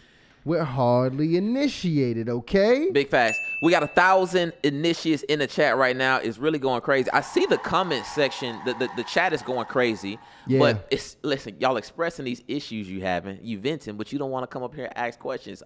Listen, you can be anonymous. Nobody has to know who you are. All you got to do is dial in. You click the link in the top of the chat, and you turn your camera off. If you want to, you don't know how to turn your camera off, you can put your thumb over your camera and talk to the phone, because we're not trying to put you on blast if you're not ready for that. But we do want you to come up here and be brilliant and honest. So all you got to do is click that link in the bio, guys. That is it. Catherine is back. She's back. Catherine, look at that. All she needed was a little pep talk. She just needed a little pep talk. All right, Catherine, come on now. Let's bring Catherine up here. I think Catherine's staying anonymous, which we'll go ahead and do that. I want you to unmute yourself, Catherine, so we can go ahead and at least hear your voice, because that's how we have a dialogue. All right? So Catherine, can you go ahead and unmute yourself? And I don't see Catherine unmuting. I got my other sister back here, Imani. Be patient with me. I think she might be ready. Imani, are you ready to go? Can you hear me? We sure can, Imani. I sure can. What's up with you, Imani? Hey, sorry. I'm Imani. I love watching your guys' videos, especially Coach Ken. I watch that one Unfaithful TV show. Hold on, wait. And just to be clear, Imani, we keep you anonymous, correct? Yeah, I have my bonnet on, so I don't want to come. I don't want to be. No pressure. Yeah. No pressure. So how about this? Can you at least just give me your age? Give me your age and location. Yeah, I'm 29, and I'm actually close to DC, so I'm in Springfield, Virginia. And what's your relationship status? I'm actually divorced. I actually just finalized my divorce last month. I signed the paperwork last month after a year being separated. Wow. So just to be clear, when you say sign the paperwork, the proceedings, the whole process is complete. I sure did. I met with the judge, put my right hand up, or whatever it was, and sign that paperwork. Okay, cool. So I hate to celebrate divorce, but I guess them things be stressful. You got, I get it. We celebrating the conclusion of the process and a new beginning. Oh yeah, right? yeah. And a new beginning. Correct. So by the way, 29 divorce. That's very young here. Matter of fact, I got some questions, but let me go into your question first. What's your question? To be honest, I would say I'm having a hard time, especially with men around my age. I do like older men. My ex-husband was 36, so he was 6 years older than me. But I do find myself like just not fitting in with my age group of men. So like 30s to 35, I just feel like, I feel like either they're intimidated by me, or I'm just not getting the feedback. Like it's either we'll go on dates, everything is good, and then they'll start talking lustfully, and then I put a stop on it, or I start talking very I'll tell them my situation, and tell them I was with one man for almost my whole 20s. I'm divorced. I'm just not getting back out there. And I don't know if they see that as being oh, I can play her or whatever situation. I don't know. I just find myself just not taking it. I don't really see any guys taking it further than the first couple of days, and then if I'm not because I'm actually celibate, so I'm not being intimate with anybody, obviously. But as soon as I stop the brakes on that, they kind of ghost me, or they kind of do what's the term, breadcrumbing method. Or so I just feel overall, I just feel men are not taking me serious like I would like them to. And to be honest, I do love dating myself, but I do find myself that I just don't want to become 35, 36, going on 40, and I'm still, because I did love being a wife. I was just a wife to the wrong man, and I feel like I have a lot to offer, but at the same time, I just don't want to end up alone. That's my thing. No, I get you. No, and just so I can get clarity as well, how long were you married in your previous marriage? So we were together when I had just turned, I was 20 going on 21. And then we got married when I was 24, and then we separated last May. Okay, so you pretty much been with him your entire 20s.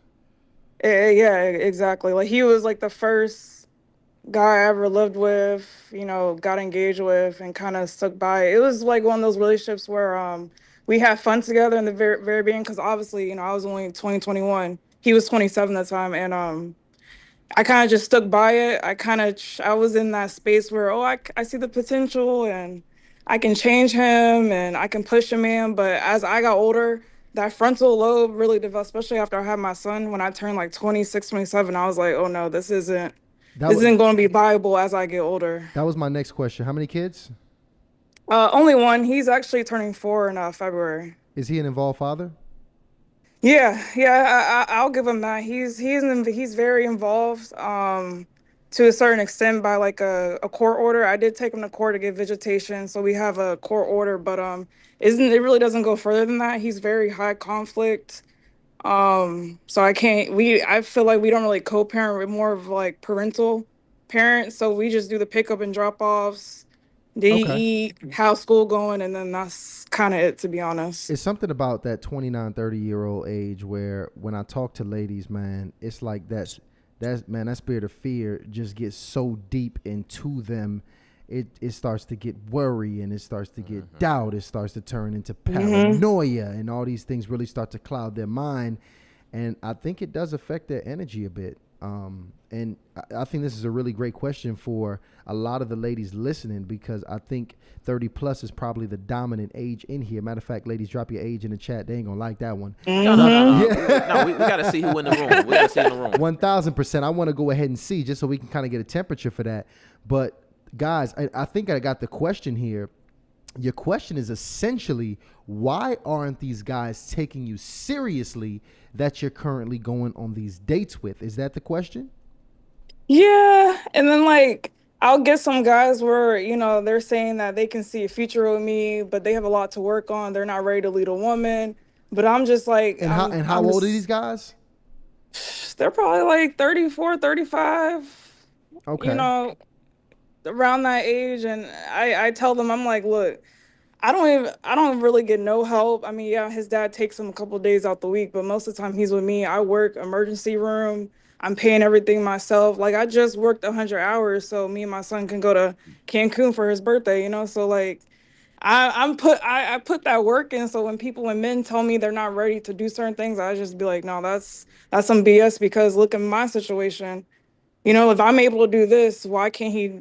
You know, it's just hard to explain, but I just feel like sometimes I give off that maybe the masculine. I mean, masculine. You know, because just like the other woman, how you was telling her, you know, like that, just that energy, because I was doing that even in the marriage. I was the main provider, main organizer, I was kind of the household of the marriage. I never had that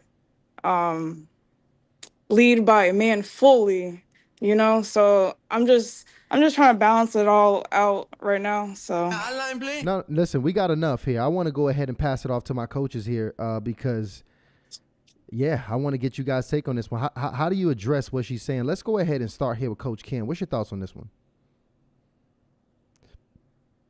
Wait, we on mute. Let's go ahead and unmute yourself, Coach Ken. I'm sorry. Here's what I would say. I thank you for your vulnerability. I thank you for your transparency. What I will say is, I want you, this is what I would say. If I was coaching you, here's what I would say. Number one, I want you to detach from the outcome of what you want. Okay? I know that sounds crazy, but it won't be crazy in the end. And I want you to detach from the outcome and focus on becoming the person who can have that which you desire. Now, and how do you do that? So what I want you to do is go back to the things in the relationship, because the person, he wasn't the one, and focus on what is it that I can improve on, be better at, to be the kind of woman to attract the kind of man that I want. Now, some people say, wow, that doesn't make sense. Yes, it does. I said, because think about it. If I am not a person who takes care of myself, I'm not into personal development, I'm going to attract who I am. I'm not going to attract what I want. I always tell people we attract who we are. If I'm mean, I'm going to attract somebody mean. If I'm out here, and so what I want you to do is, number one, disconnect from marriage. You're going to get that.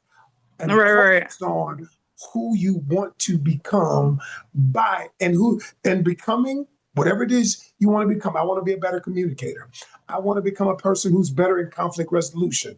I want to be a person who understands my attachment style. So when I meet the kind of person that I want, I can show up as my best self.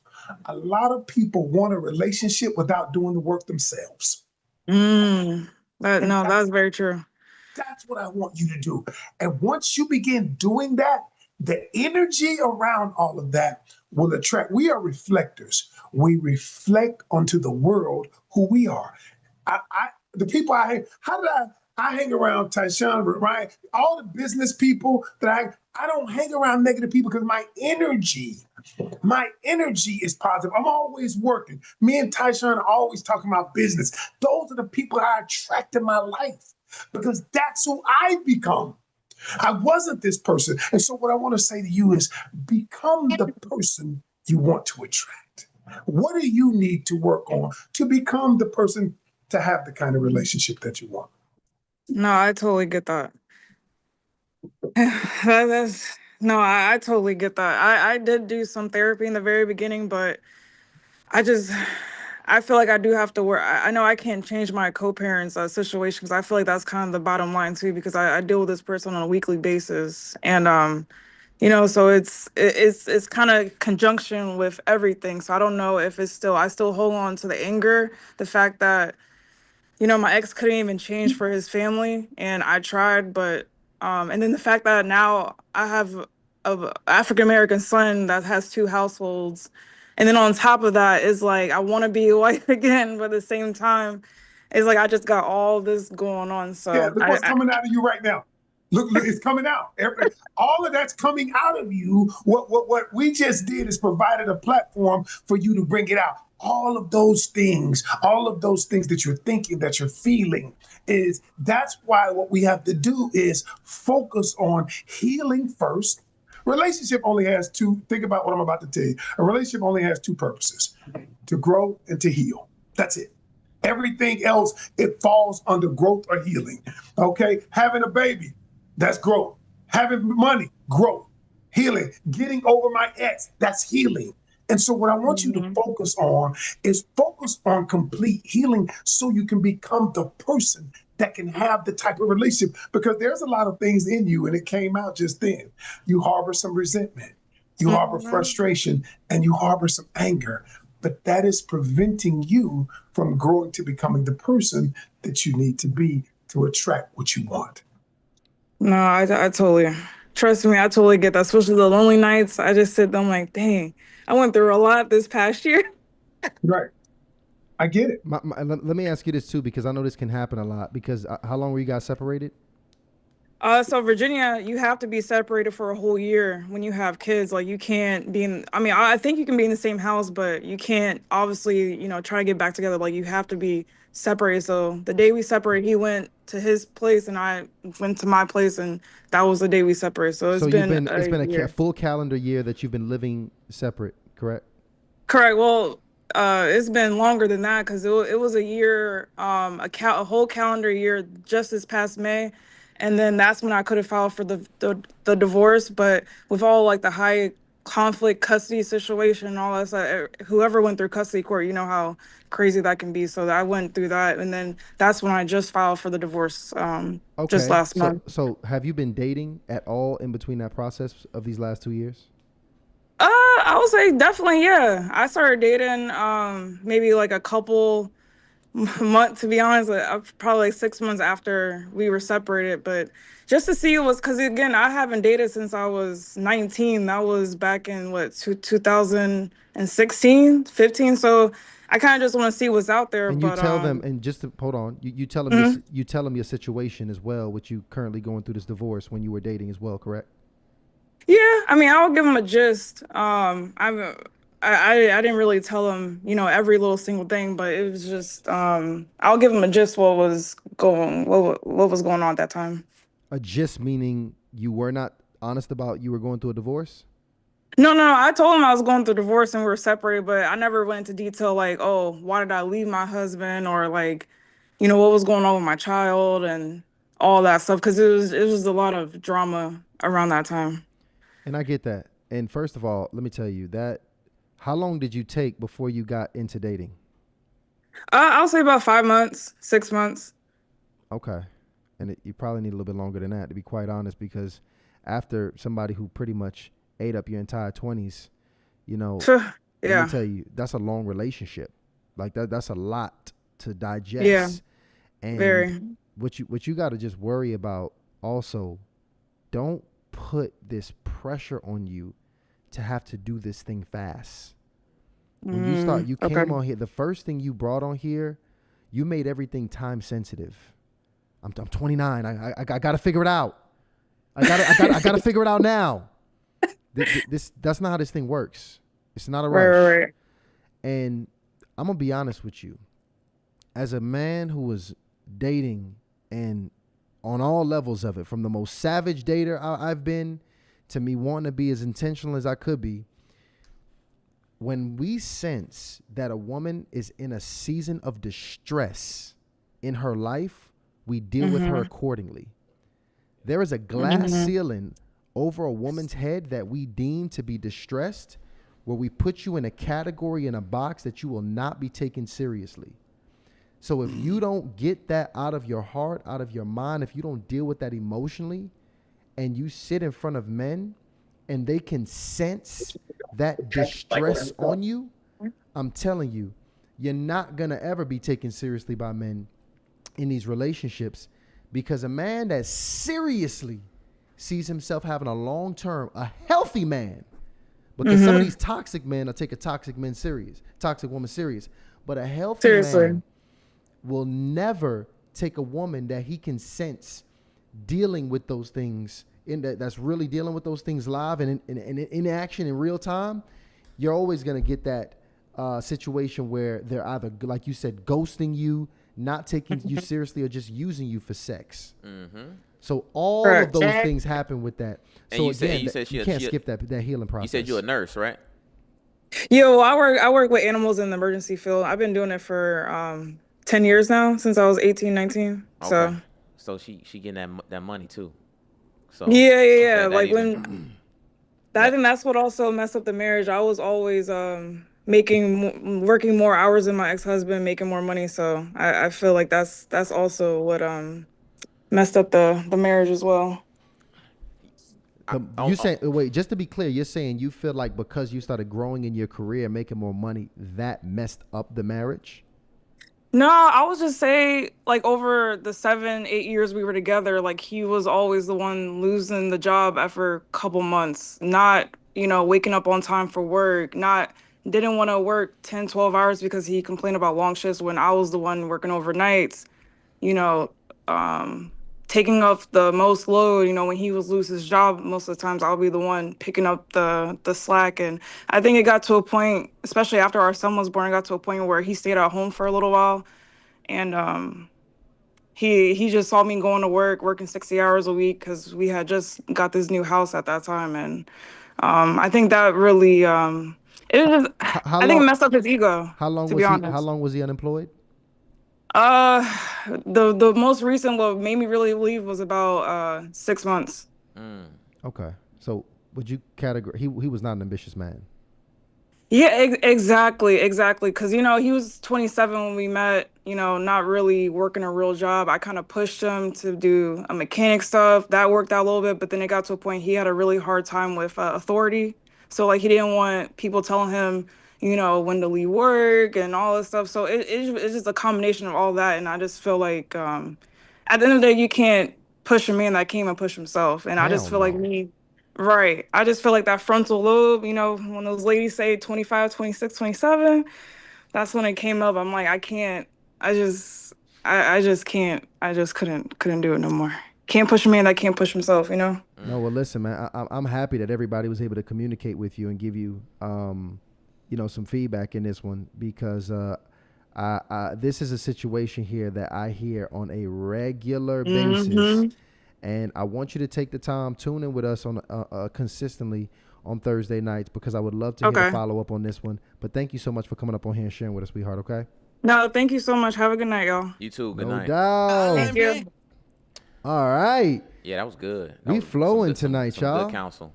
Yeah. Some good counsel. Absolutely, man. Big shout out to the coaches, man. We got KD Bo in the building. We got Coach Ken in the building here on Teach the Game Thursday nights, where we go ahead and we bring you up and answer your questions here tonight. First of all, how y'all stamina? Coach Ken, how you feeling right now, man? I'm feeling great. I'm just glad. I'm just glad to meet KD. I was just checking my Instagram. See, I follow him. I've been following him for a long time. What? So. I think. Do I follow you? I should. No, you don't. that devil is a lie. Let me go ahead and get him now. Hold on. What's your IG?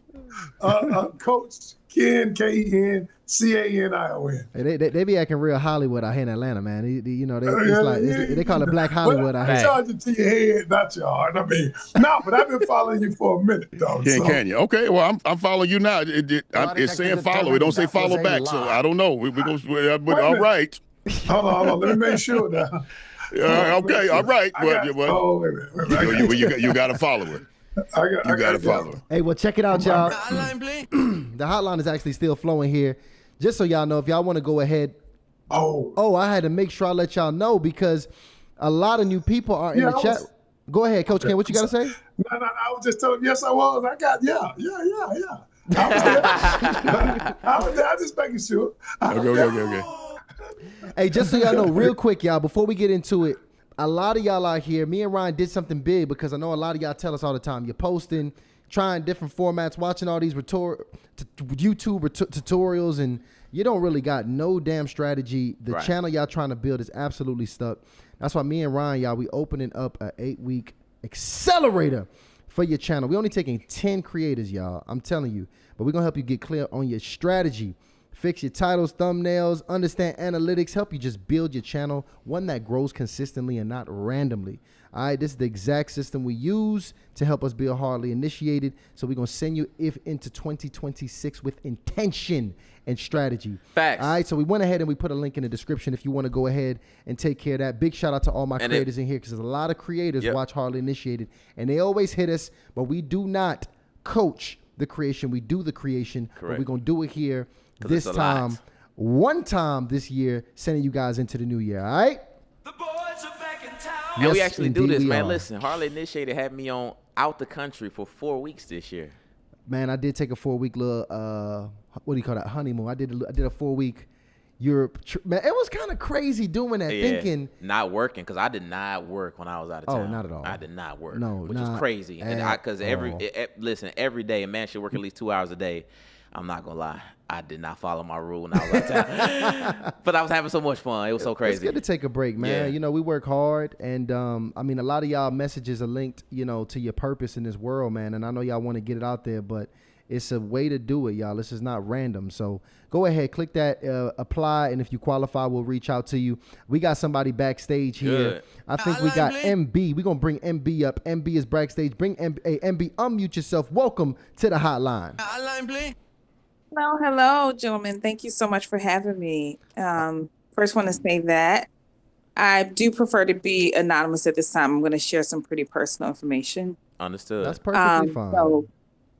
So for that reason, listen, we don't mind, and if you need to use an alias, that's also okay. MB is the alias. So we got MB here tonight. So can you at least give us your age? Give us your age and relationship status. Okay, and so my age is a little sensitive. I'm in my 40s, 46. Okay. And I'm currently single, and I'm single, never been married. Currently reside in the state of Georgia. Okay. And so there's that. Okay. And so I just wanted to get your thoughts. I appreciate the information I've heard you all sharing with the other ladies who've been up here. And so I was a little intrigued about how you would, how you could help me navigate some of the things that I'm dealing with. So I was previously in a relationship with a man that I was in love with for 23 years. It was a pretty challenging experience, beautiful, one of the most beautiful experiences I've had, but yet it was challenging. And okay, so we dated when we were younger. He proposed. I decided to call it off because I wanted to pursue my career, my college education, and I wasn't ready for marriage. And so I backed out. And then within a few years, he came back, wanted to try again. And I still loved him, but I still wasn't ready to be a wife. But before I knew that I wasn't ready, I accepted another proposal. I really started to become nervous and afraid. I got cold feet. And so once again, I backed out. And I know that sounds terrible, but I'm just being honest with you guys. And then, he attempted to reach out to me, come back, it's at a different time, a couple years later. But at that point, I was more mature, I think. And we just kind of, went our separate ways for about 18 years. And then he found his way back. And we, I realized that I loved him more than any man that I had met during the interim or during that, in between those, that time. And so I was just like, this is the love of my life. Like, I've seen a lot of things now. I've been with a lot of people. And I realized that he's the man that I love. He has everything that I've been praying for. And so we dated again. And this time we fell in love. It's a beautiful experience. And 6 months in, he passed. He died of a stroke. He had actually asked me to marry him again. So if you can imagine, it was terribly traumatic, totally unexpected. And so there's that. And so since then, I'm in a place where I just really feel like the door has closed. I don't think that I know how to, even though I'm open to dating and I still have a desire for marriage, I just think it's a matter of not wanting to go through life without that intimate companionship. I'm still at a place, I'm kind of in a place where now I don't know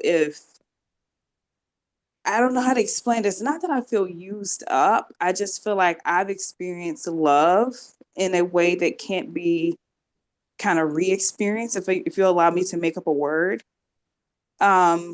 And so, but since he passed, I have had some experiences with some men. So I had, one gentleman who started taking me out, very handsome, very well established, decent, level of, wealth and experience and great career. He works in, he's a, legal professional. He's a private investigator. And so long story short, we were going out and everything, but odd things were happening. Like the ex of mine who passed, he was the type to get dressed up and get me dressed up, and we go out, and he would he very chivalrous, know how to treat a woman, get the door, just a great, just great in a lot of ways. And this gentleman, for example, he shows up at dinner. I get dressed up. We go to a very nice restaurant, and he shows up in his workout clothes. And I'm like, that's a total turn off. And as if that wasn't bad enough, we moved forward, and he was just kind of super set in his way. It was just super, super odd. And I found myself comparing him to my now deceased ex. And I felt like, he would never have shown up on a date looking this way. You see what I'm saying? And so I was like, I don't know if it's a standard thing, but I just thought that was ridiculous. I thought it was immature. And so I moved on from him. And then I'm going out, kind of talking to this other guy. Hold on, wait. And, 1 second, because I'm going to do a fact find to get what we need, but I want you to actually go ahead, give me the question and let us dig so we can get to the right details. But what's your actual question here that you want to bring to us here today, MB? Yeah, I guess I don't know is it too soon. My ex passed in April. Okay. So I don't know if it's too soon. I don't know. I guess I just feel lost. Like, I don't know what to do at this point. I don't know from a male perspective if I should even be in the market at this point. And let me confirm this. All the combined years that you dated your deceased ex, how long was it now? So we first started, so it was over a 23-year period, but again, that was off and on because, there was an 18-year period where we weren't going out with each other at all. We had actually dated other people. He dated one woman for like all those years, and they never got married or engaged. And then I had been engaged a couple of times to a couple of other people. I know it sounds terrible, but it's true. And then we came back. But we met 23 years before he passed. And you guys were not at all dealing with each other at all throughout that period? The 18-year period, we were not. Okay. So this is a tricky situation here, because now what it sounds like is these men now that you're dating are not comparing up to a man that is no longer here in your life. And I'm also hearing that you're really just losing hope in you being able to find a relationship at all. Is that true? It's very true. And, again, this is a man who took care of me. I mean, he just adored me. He spoiled me, literally. Anything that I asked, that I wanted from him. He even tried to force me to want things I didn't want, if you know what I mean. I don't know what you mean. What do you mean by that? I'm just saying, like, if he felt like something that he wanted to get for me or was, planning to do for me, if he thought what I would prefer was less than what he thought I should want, he felt like I should want the other. Does that make sense? That does make. And just to be clear, why did you never marry him? I think, for, like I said, when I was younger, a lot of it was just me, I felt like I had my whole life ahead of me. I was into my career. I was trying to, get my MBA. I was like, that was back when college meant everything, unlike today. Right. But I was just very focused. So you feel like he was a good man, but you prioritized career instead of relationships. I did. And I was too young to know that kind of love didn't come a dime a dozen. Wow. Going back in retrospect, would you have made a different decision now with this wisdom in hindsight? I would have, especially after learning, once we got back together after the 18 years, he shared a lot of very deep things with me about how heartbroken he was, about how it turned his life upside down, about how he was looking for me and like all the women he was dating and, just a lot of things. And I didn't know that I had broken his heart to that extent. And, I realized it was foolish. And to anybody listening, I would say, don't be afraid of, not trying to coach your audience, but it's just one of the things I find myself telling people to answer your question. It's like, when you find real love, it's rare, it's a gem, hold on to it, it's precious, So yes, in hindsight, I would have married him. Whew. A lot of women, a lot of women can also attest to this, because if you talk to them, they'll tell you back when I was XYZ, I had a good one. I had a good one back in the day. And they know like that's that one that kind of got away. You hear that over and over again. And I don't know how healthy it is to compare men now to somebody that you no longer have. And even take it a step further, somebody that's no longer even here. Mm-hmm. I would love to hear from my brothers here, to hear what they got to say about this. Man, KD Bo, I know we started with Coach Ken last time. What you got? What's your thoughts on this? Man, MB, I sympathize with you. I do, and I hear the pain in your heart, the confusion. I hear it. One, I think you do have to, man. You got to grieve losses, and it takes a minute to grieve them. So you got to grieve it properly, because you find yourself trying to find this person in other people as he was trying to do, for you. That's the first thing. Let that grieving process run its course. All right. The second part is, what do you want? I don't think I'm clear. I don't think that I am clear. And I wonder if you are clear on what you want. It sounds like a lot of should and supposed to. It doesn't sound like a lot of want. And I'm curious about what it is that you actually want. I think that's a great question. I think I want love again, right? I would love to find the kind of love that he and I shared again. And I think at the same time, I feel like it's so impossible, which is why I was sharing with you the experiences I've been having with different men. It's like, I just feel like it's impossible. Well, first of all, you got to train people how to treat you. You have to train people how to treat you. There is a semblance of decency that every man should have. But the specifics of it, you know, when I first met my wife, it irritated her that I would stand outside and open the door for her to get in the car. She's like, listen, you get in your side, I get on my side, we can get there faster. What is you doing this for? I don't want this. Who you doing it for? You, me, or you? You know? So that was a mess, by the way. So I really think you have to kind of lock in on one, who you are today. Because the man that met you 23 years ago, you know, God rest the dead. But the man that met you 23 years ago, that woman no longer exists. Do you believe that? Do you understand what I'm saying when I say that? I do. Yeah. I mean, no, she doesn't exist. Well, She wasn't college graduated, mastered up. She didn't have the life experiences that you have now. So you cannot unring a bell and you can't unspill a glass of milk. This is who you are, and you got to live your life with an open heart. And I say this to men, live with an open heart, even if it hurts you. And one of the hardest things to do is to drive looking in the rearview mirror. He is no longer in existence. You have those memories, and I don't mean to be triggering here.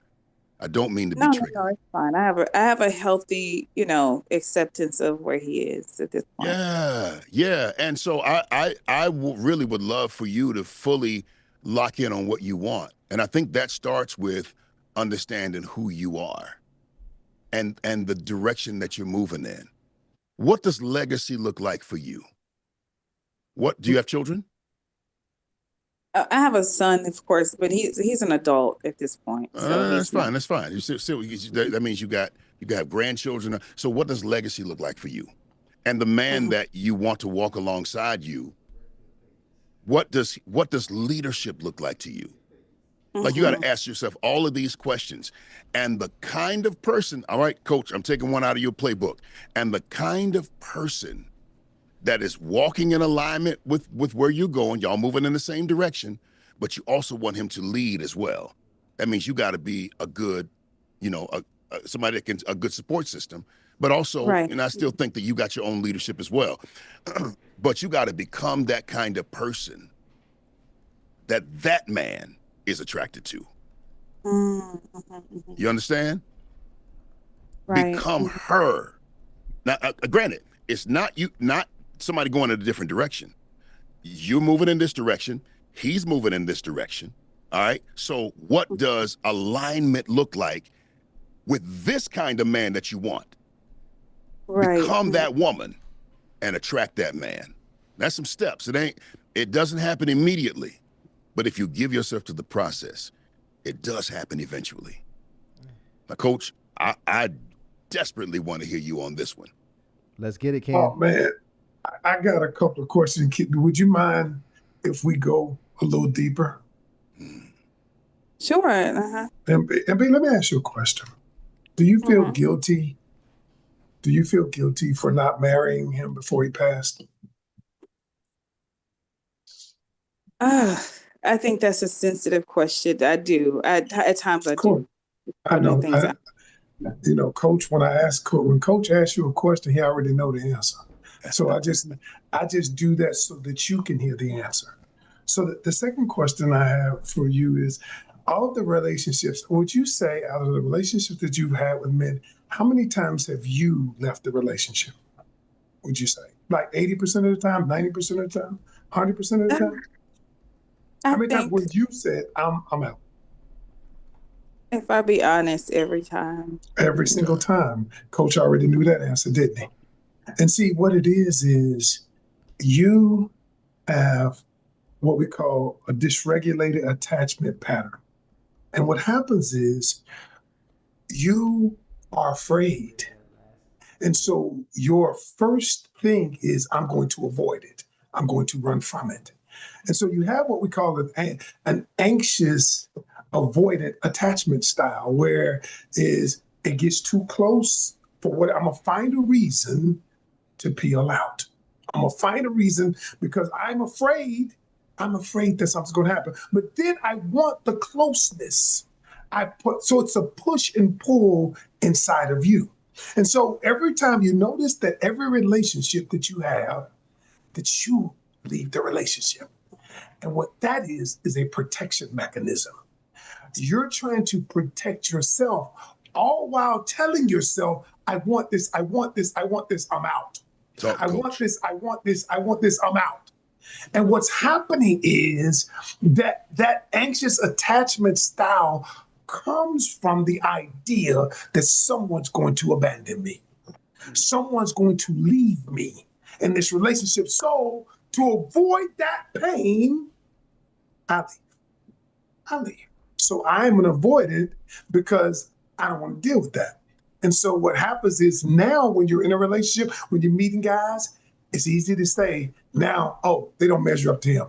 They don't measure up to him. Oh, no. He don't open my door, so he don't measure up. But it's a way, it's of protecting you.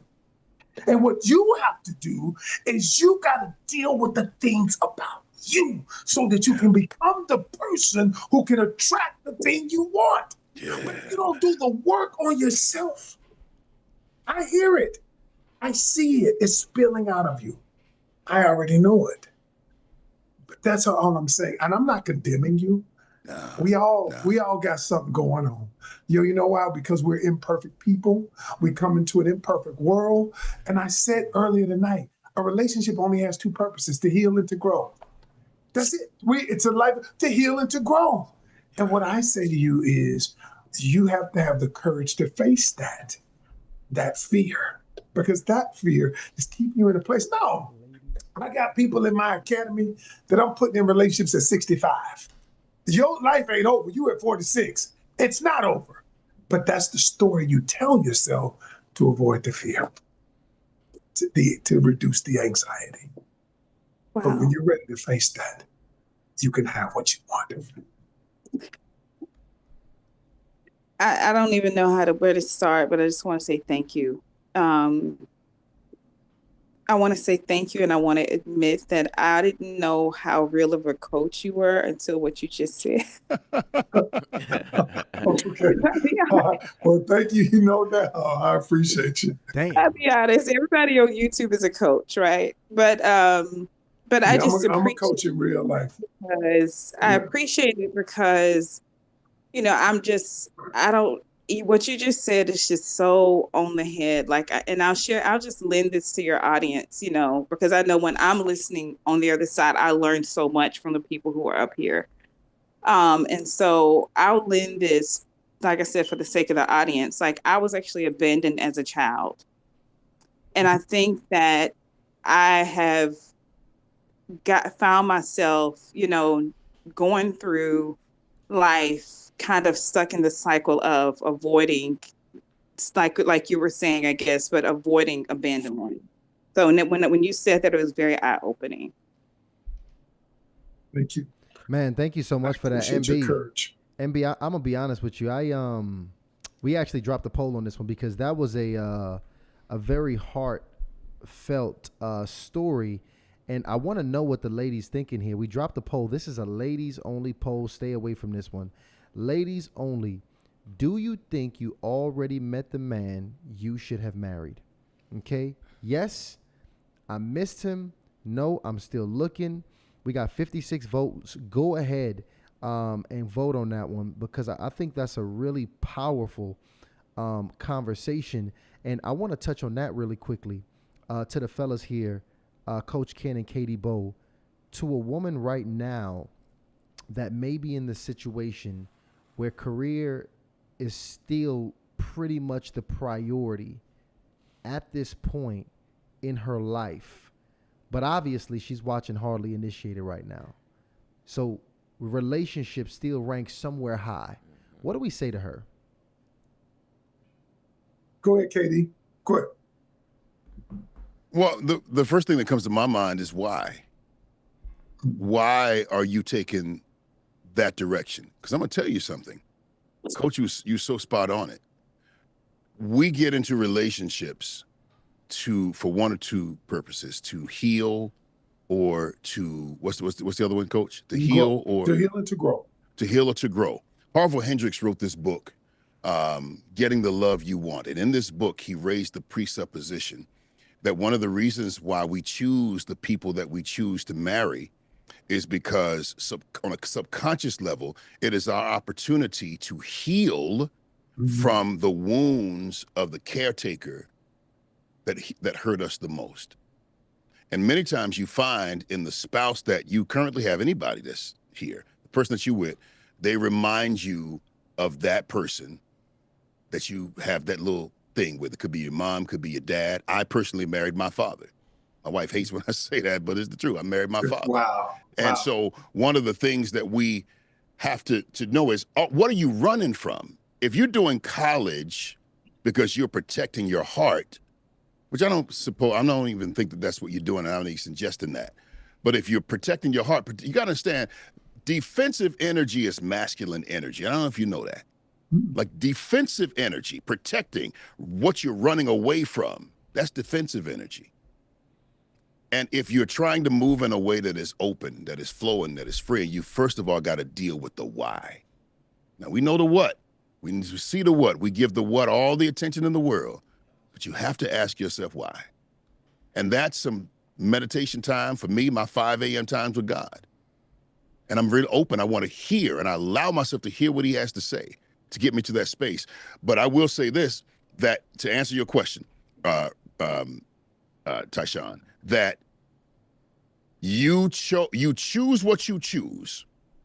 You cannot unring that bell. You can't unspill that glass of milk. But when you know better, you do better. Not even saying going to college is worse, all right? But once you realize that you're in a system that you're not the head of, that you're being led by a system, whether that's defense or whatever it is, you can stop. You can pivot. You can make a different choice and choose whatever your big age is, how you want to move forward at this point. Don't live in this place of shame and got to forgive yourself and all that. That's fine. Get past it and make the decision today which direction you're going to move. Like Coach said, 65 years old and you still getting booed up. Hey, somebody's doing it right. Heal, man. You got to heal. Brother, sister, you got to heal, because your happiness really, truly is on the other side. It's a blind spot for many of us. That pain, that trauma. If you don't heal, the thing that you want is on the other side of that pain. And I'm about to release a video called Pain is a Gold Mine. If you rush through it, and not rush through it, if you get through it, then what you're looking for, that thing that pain is going to develop in you, is going to make all the difference in the world. I don't even know why I took that route, but somebody needs to hear that. Yeah, that's good. Somebody need to hear that. That's good. I want to use an example of what you just said. I remember when I first found out about Hardly Initiated, and I was a fan of Hardly Initiated long before they became Hardly Initiated, right? Yeah. And so I wanted to be on the show. I wanted to be on the show because I was starting to rise, and I was starting this content creation game. And I remember, and I don't know if you guys remember, Ryan or Tyshawn, when I came on the show, I used to use a lot of profanity just because that's the way I talked. I did. I do remember that. And I remember, as I listened back to those episodes, and I talked to God, because I love God, but I just cussed. That was just the way that I got my point across. But here's what happened to me, and this is why I'm telling everybody: you got to become the kind of person that can attract the kind of people or person you want in your life. And one of my best friends who came to me, and he said, he's my director of operations now. He said, some people gonna miss your message because they're gonna hear your language. And sometimes, y'all, it takes somebody who gonna love you anyway, despite yourself. And they can tell it to you in a way that you know they still love you, even though they're telling you this. And I told God 2.5 years ago that I must evolve. I gotta be better. I gotta be a better husband. I'm a good damn husband. Excuse me, y'all. I said I noticed it now when I said okay, coming back out. I'm a good husband. I don't cheat on my wife. I'm a good father. And the thing is, I said, God, I want to be a better businessman. I want to be a better father. I want to be a better husband. I want to be a better friend. And part of that gotta start with me. So a lot of people listening, y'all, let's stop starting with them. Start with you. And y'all, I rarely, because I still do every now and then, I'm a work in progress, but rarely, because now I got 1.4 million followers. But the thing is, I didn't do it for any of them. I did it for me. And I've seen Ryan and Tasha, I've seen y'all evolve. I'm a fan. I watch you evolve, Tyshawn, from the dude who was a savage to a married man who loves his wife, who wants to be that man. Ryan, too. I've seen y'all. And so anybody that's listening, I'm telling y'all this because they ain't paying me to do this, but y'all, they have evolved. The reason they can be on stages, because they become the people, they become the businessmen, they become the podcasters, they become the leaders, they become the men that can be on that stage. And until you become the person that can have the kind of relationship you won't have it. That's the truth. That's the truth. There you have it. Man, Coach Ken, thank y'all so much for that. MB, thank you so much, sweetheart, for keeping it absolutely funky. First of all, I'm already liking the anonymous. MB laid it out. You need to drop courage in the chat. Drop courage in the chat. For MB. And this is not just for her. She really, came through and really gave us everything. I mean, she was very, upfront and honest about the situation. But not just for her, for everybody. For those of us who, the initiates who decided to join on camera, and for anybody who joined anonymous. Like we said, whatever is going to put you in position to be the most honest about your situation so you can get the best help, that's how we want you to come on. So you can call in now. The hotline is still going. I do want to let my fellas go in just a bit, because we're getting ready to wrap it up just shortly. Yep. But I want to make sure we take at least one or two more so we can dive deeply into your specific situation. And I know some of y'all got some confessions. Some of y'all got some dilemmas where you stuck if you should go left or you should go right. And some of y'all just got some plain old questions about the situation you in. But either way, we take it all. It's Teach the Game Thursdays, every Thursday at 7 p.m. Call in now. Absolutely. So right now, I could tell we still got some people. They might be having some cold feet because let me tell you, 1,000 people is a lot of people right now in here having a good time with us. So if anybody wants to come up, right now is your opportunity to go. Matter of fact, we got somebody coming in here right now. Big shout out to who we got here. It looks like it is Taja that's coming up here now. What's up, Taja? So what I want to do here, I'm not sure if, hold on. We let them in. They coming in. Y'all got to get right. First of all, don't make me get back to the hood. Catherine has literally been playing. Like, Catherine, if you either gonna come up in here and talk to us, or you ain't. All right, so you got to make a decision. All right, we got a couple backstage. I got Marla backstage. Marla, what's up? Can you take there you go. What's up, Marla? How are you?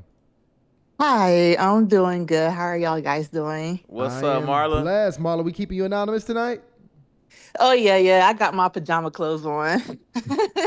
You all good? We appreciate you. Excellent. So let's go ahead and chop it up then. Can you go ahead and give me we got your name, Marla, your age, location, and relationship status?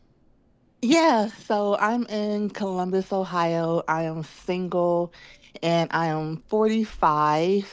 And I've actually have a question. So I've spoken to y'all before, been doing a lot of healing over the past few years. And I've been dating. I was just recently in a relationship with a guy, and we kind of ended things maybe a few months ago. He ended it, I will say. When him and I met, I was actually out with another guy that I was seeing casually, and just was out, met him, shooting pool, just hanging out. and we kind of exchanged Instagram handles. He told me he was married. I saw the ring on his finger, and I was like, "Oh, okay, great." Not even thinking nothing more about him. I'm like, he's married, he's off limits. Not thinking nothing twice about it. He said like, well, he offers Instagram handle because of business purposes. He said, if you need me, reach out. Never thought twice about it, never reached out, no anything. Several months later, now we're talking about this past January, I get a random DM from him and says, "Hey, how are you? Was wanting to connect." And I was like, "Well, wait, where's your wife gonna be at?" And he was like, "Well, me and her are getting separated." So I was like, oh, "Okay."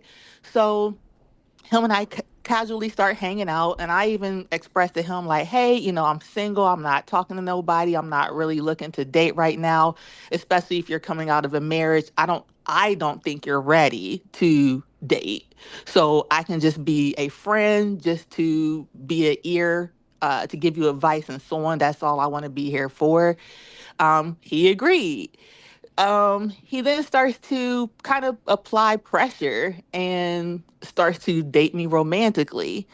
And during this time, I'm like, I don't think that this is something you're in a mental capacity to handle, because again, you're still separated, you're still working things out with your soon to be ex-wife, so on and so on. He still continues to apply the pressure, even has me meet his child. We're now integrating children. He's met my daughter, his son, et cetera, et cetera. He's doing all the things. I met his friends. He met my friends. Then out of a situation happened around my birthday where there was a miscommunication. And then all of a sudden he ghosted right after that. We then ran into each other maybe a few months later. We then kind of briefly kind of connected and kind of started casually dating again. Just more now started to see more like breadcrumbing. I was like, he's not calling me as much anymore. We're seeing each other here and there. And then he basically tells me, well, I no longer can see you. I'm looking to get married and you're not it. Um, and so I just met a woman. Now, mind you, I was just with him over the weekend, just with him that past weekend, over that weekend.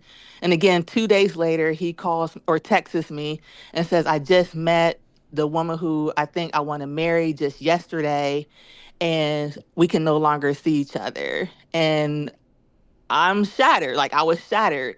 I haven't seen him. I blocked him. But I guess for me, it's like I've been on this healing journey, been going through therapy. I had a therapy session today, and she said, well, you should look at your singlehood as almost like a gift, almost something to luxuriate in. And I said to her, I don't know how I can do that when I feel like my singleness has always been survival. Like my being a single mother has always felt like survival mode. I've never felt like I could so-called be in my soft girl era. So Marla, hold It's on just one always second here, just so I can know, because you gave us a good bit of that story. I do want to get to the question now, so we can now ask the additional questions we need to get you answers. So what's your question? So my question is the balance of wanting to not feel this thirst like I was talking about before.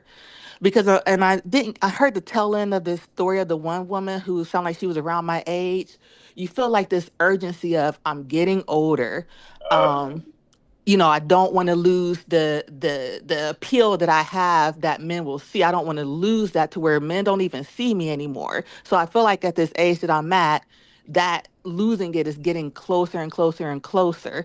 But at the same time, I don't want to come off with this thirst of I gotta get him in, I gotta get him in, I gotta get him. So where is that balance of relishing or luxuriating in your singleness? And y'all may have said this already and I didn't hear it, but enjoying a singleness, but still at the same time wanting to be married, wanting to pour into somebody, wanting to share life with somebody. No, I get it. I get it. How do you balance enjoying your singleness but still being intentional about finding someone? Mm-hmm. And I get how there is there is a kind of a duality to that. Those things do need to coexist. And if you lean to either side, you can be just straight desperate and thirsty. And guys can sense that. But the situation here is interesting that question, you gave us this story about you being in this relationship with this married man, and you asked this question. I just want to know this. How is that question related to that story? How did that story inspire that question? Yeah, so how it ties into that, because when I met him, I wasn't even talking to anybody. I was literally just being single, reading my Bible, working out, going to the gym, taking care of my child, taking care of myself and my child, not talking to anybody, being single and being fine with it. He comes out of nowhere. I had not seen him in several months, forgot about him, honestly. And all of a sudden he comes in. I'm thinking, oh, maybe is this him? Maybe it's just the guy that I've been waiting for, maybe. But I'm like, but he's still married. I don't know.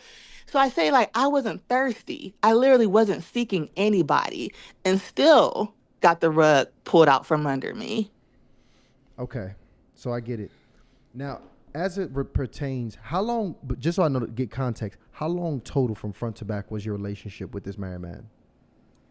It started in January, and we stopped talking in towards late August. Okay, and now he's in a full-blown relationship with a new woman outside of his wife. Allegedly, yeah. I haven't seen him, so allegedly. Okay, have you ever been to his house where he lives? Mm-hmm. Okay, does he live with his wife? No, they divorced now. They're done. So they're fully divorced at this point. Mm-hmm. And when was the divorce final? Their divorce was final, I think, was somewhere over in late spring, early summer. Okay, and you confirm that the wife was completely out the picture at this point? Mm-hmm. Yep, out the picture. Okay, so essentially you just was the woman that was not chose. Pretty much. I get it. All right, well, let me go ahead and get this one to my coaches here, man. Katie, Bo, what's your thoughts on this one? I'm curious. I got just a few more questions. So did you at any point date him while he was still married? Yeah, so when he came in January, like I said, I'm a coach, but I'm not a coach like him. I already knew the answer when I asked you the question. But Yeah. I'm trying to be like coach. Yeah, so right. Here's the thing. Women, y'all, okay, so many ways I can go with this, but I'm gonna say this to my sisters, and I don't want you to take slight. Don't play games with yourself. Let me be clear. Let me be very clear about something. If any person is attracted to the other person in the relationship, it's not a platonic friend. You ain't gonna find it. Listen, I don't have platonic friends that I'm attracted to or are attracted to me. They may be friends, but it ain't platonic. So stop playing those games with yourself, because that's not it. Now, people gonna fight you on that all day long. Side-eye them, because if one is interested, it is not a platonic friendship. I don't care if I know he ain't gonna do nothing. I ain't gonna do nothing. If one is interested, that's not a platonic friendship. So let me tell you respectfully, how you lost. Mm-hmm. When you kept talking to him. Mm-hmm. Mm-hmm. See, back in the day, I was a scoundrel. I was a savage, and it's been decades of this pimping. I get it. I understand exactly what he did. He let you know up front, so you can never say he lied to you. I got a wife. So what's up? You then said, well, I don't want to mess with no married man. I ain't gonna do that. But you kept talking to him. And that, my sister, is where you lost. Mm-hmm. Respectfully. Okay? Mm-hmm. So meeting his kids, meeting your daughter and all that. So he was a person that's just who he is. That's a character issue. Again, we can't unspill a glass of milk, can't unring the bell. So moving forward, to answer your question about how do you not have that thirst? So we have gotten out of this space of community. Marriage was never really designed for one person to bear the weight, all the weight of who you as an individual are. It's too much for anybody. I can't bring to my wife all of who I am, my dreams, my desires, all of the things, because she can't do it. I got friends, I got community, I got family to carry some of that weight. And now when I come to her, I can come to her with enjoyment and fun and some responsibility, but nowhere near what it would have been if I didn't have community. So with your son, is it a son? Daughter. With your daughter, all right? How do you luxuriate in your singleness? You have to find a community that's going to envelop you and your daughter, that enables you to be able to have the assistance and the help. That community is filled with incredible women, both young and old, and it's filled with incredible men, both young and old. People who genuinely have your best interests at heart. Now, church should have been that way. It should have been a situation where you have community. But no, when I was raised, if we didn't have it, Aunt Sis and Uncle Roosevelt, they had it. If they didn't have it, then Mom Britt and all of them had it. If they didn't have it, Piggy and his wife, they had it. But at the end of the day, it was community that was holding up a family. And we could depend on everybody around us to help show us love. And I'm saying, you have to find your community, dear. You got to find your community. And when you find your community, they love you, you love them. And now it's not a struggle to say, I got to do it by myself as a single mom. Yeah, you're a single mom, but you're not by yourself. You hear me? You could be single, but you ain't got to be by yourself. You could be alone, but you ain't got to be lonely, especially when you find community, which is why it's so important, shameless plug, why Man Up Community exists. Because I believe that the strength of a community can be gauged by the men that are in that community. And if men take their rightful place in their families, in their homes, in their communities, then a lot of this is staved off. And we will always check. This is the final thing I'm going to say. We're going to always check a man that's opening up a gift and he has no intention of doing anything productive with it. This is a married man that opened you up as a gift. I don't care what you allowed. He opened you up as a gift and he had no intention of doing right with the contents therein. That man needs to be called out. That man needs to be called to the carpet. Not to embarrass him, not to shame him, but to check him. And every now and then you need a man that's going to step up on your behalf, the community's behalf, and check dudes when they get out of pocket. I love to do it. I love to do it. Everybody in my community, we love to do it. You're going to be mad, maybe a little bruised, but that's okay. Because when you come back to the table, you're going to understand that everybody at this circle loves you, man. And we only want the best for you. And when you do sucker shit, we're going to call you out on it. No disrespect. No disrespect. I appreciate that. I will say you let me know I'm on the right track. I've joined a running club. Look at you. I started taking guitar lessons. I just was at a parent-teacher gathering. It wasn't a parent-teacher meeting, but it was a gathering of the parents of the from my daughter's school. And I've been going out by myself to meetups and things like that. So I have been trying on my own to build my own community. So I've been working, like you said, I feel like that's the missing puzzle. And so you just confirmed what I needed to confirm. So thank you. So proud of you for that. So proud of you for that. There you have Thank it. Excellent. Excellent. Thank you so much, man. Can I ask her a question? Absolutely. Go ahead, Ken. So, I just, I want to ask you a question. Is it okay? Yeah. Do you resent him? Yeah. Okay. He knew that I have a lot of trauma in my life. Mainly a big trauma. I lost my daughter, and I've been on here and I talked about that. Yeah. And it's now turned 3 years since I lost my oldest daughter. And so he knew the severity, how tough and hard that still is for me.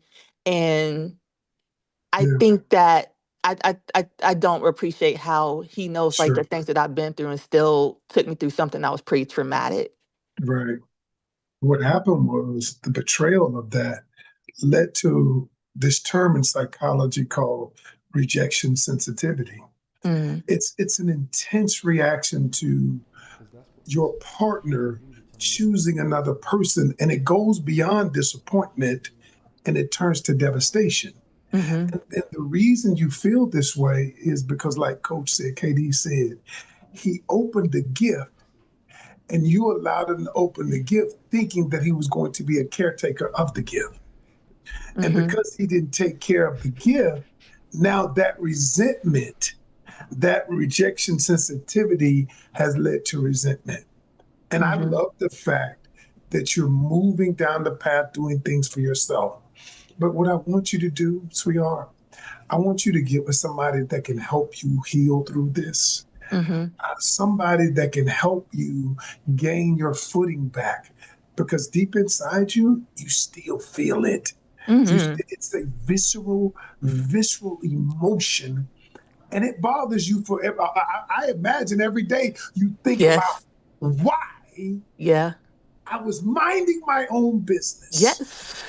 I was minding my own business, and he came to me. And what you're reconciling is you're reconciling the emotions that are coming along with that betrayal. 100%. And that's I what want to I encourage. want you to do. Yes. Go And I ahead, want to Dave. encourage Go ahead. you, sister, to forgive yourself. Okay? Forgive yourself. You did the best that you knew how. Some of these cats, they're good. Yeah. They good. Their game is solid. And so you did the best you knew how. You knew you weren't gonna fool with no married man, but he weighted you down. He weighted you out. He knew the game. But you forgive yourself. When you know better, you do better. Forgive yourself. Don't live in that shame. It's such a low vibrational energy, and you're better than that. You hear me? You're better than that. There you have it. Thank you so much, man, for coming up here and keeping it real, because that's that's a situation. Let me tell you, that last week we covered Dating Married Man. That's a thing that happens. I was out gonna here in the call. streets. Oh yeah, you was on that call? I'm glad Yeah. I was gonna call. I wanted to call, and I didn't make it in. By the time I got on the line, y'all was closing out, so I was like, "Dang." And let me tell you, it will not be the last time that we cover that. So thank you so much for coming up here and keeping it real with us. Okay, Marla? Yeah, thank you so much, guys. Absolutely. I'm gonna Man. go ahead and take one more call tonight. I'm gonna go ahead and Last take one of the night. We're gonna take one more call tonight. Man, we going crazy. It's the old HR right here, man. Let them know. We see some OGs in the chat, right? Oh yeah, I can tell. Big shout out. It's the relationship game that we've been missing, man. But every Thursday, 7 p.m., Teach the Game Thursdays, where we help you overcome setbacks, learn the game, and win in relationships, guys. Because it's all about improving our decision making. That's the mission. Improve our decision making on Thursdays. So as long as you join us on Thursdays, you good. Anonymous, on camera, don't matter. Just be brief, brilliant, and 100. And this is what I need y'all to do, because I got 2 people backstage. Everybody not gonna get up because, again, a lot of people gonna want to talk to the coaches. I need you to fill out that form in the description. We put a form there for you to fill out so we can schedule you in advance, because this is a new concept. It's gonna get packed very quickly. I want to be able to take care of the community, y'all. So I want y'all to go ahead, put it in there. Y'all can be as real and as vulnerable as possible. I don't care if you cuss. Put it all in there, all right? And this is the and thing. we're gonna go ahead and take care of you and get you scheduled so we can get you in touch with the right coaches. Already tonight, shout out to Ashley, Tiffany, Joyce, Max, Jane, Kim, all for submitting that form. And this is the thing, the form actually help us get to your specific issue, and that way we can literally match you with the right person. Because some of y'all got issues and concerns and situations. We got to find a coach for you. Right. It doesn't quite fit this conversation, but we want to make sure that we don't miss out on taking care of you. And we, it's nice if we can schedule you in advance as well. So please fill out that form so we get you tight. That's a fact. So I'm going to go ahead and talk here. To the next person we're going to bring to the stage, is Tanya. Let's go ahead and bring Tanya to the stage. Tanya, welcome to the hotline. How you doing? Uh-oh, she there? Oh, you got to go off mute, Tanya. You got to go off mute. We ready to hear your voice. Can you hear me? We can hear you now. Can. Okay, hold on 1 second. Look, while we holding on, I want you to go ahead and let us know your name, age, location, and relationship status. Okay. Oh, I'm from Michigan. I'm gonna tell you I'm over 45 and I'm single. Okay, there we go. Michigan, over 45 and single. What is your question here tonight? Well, my first question is men.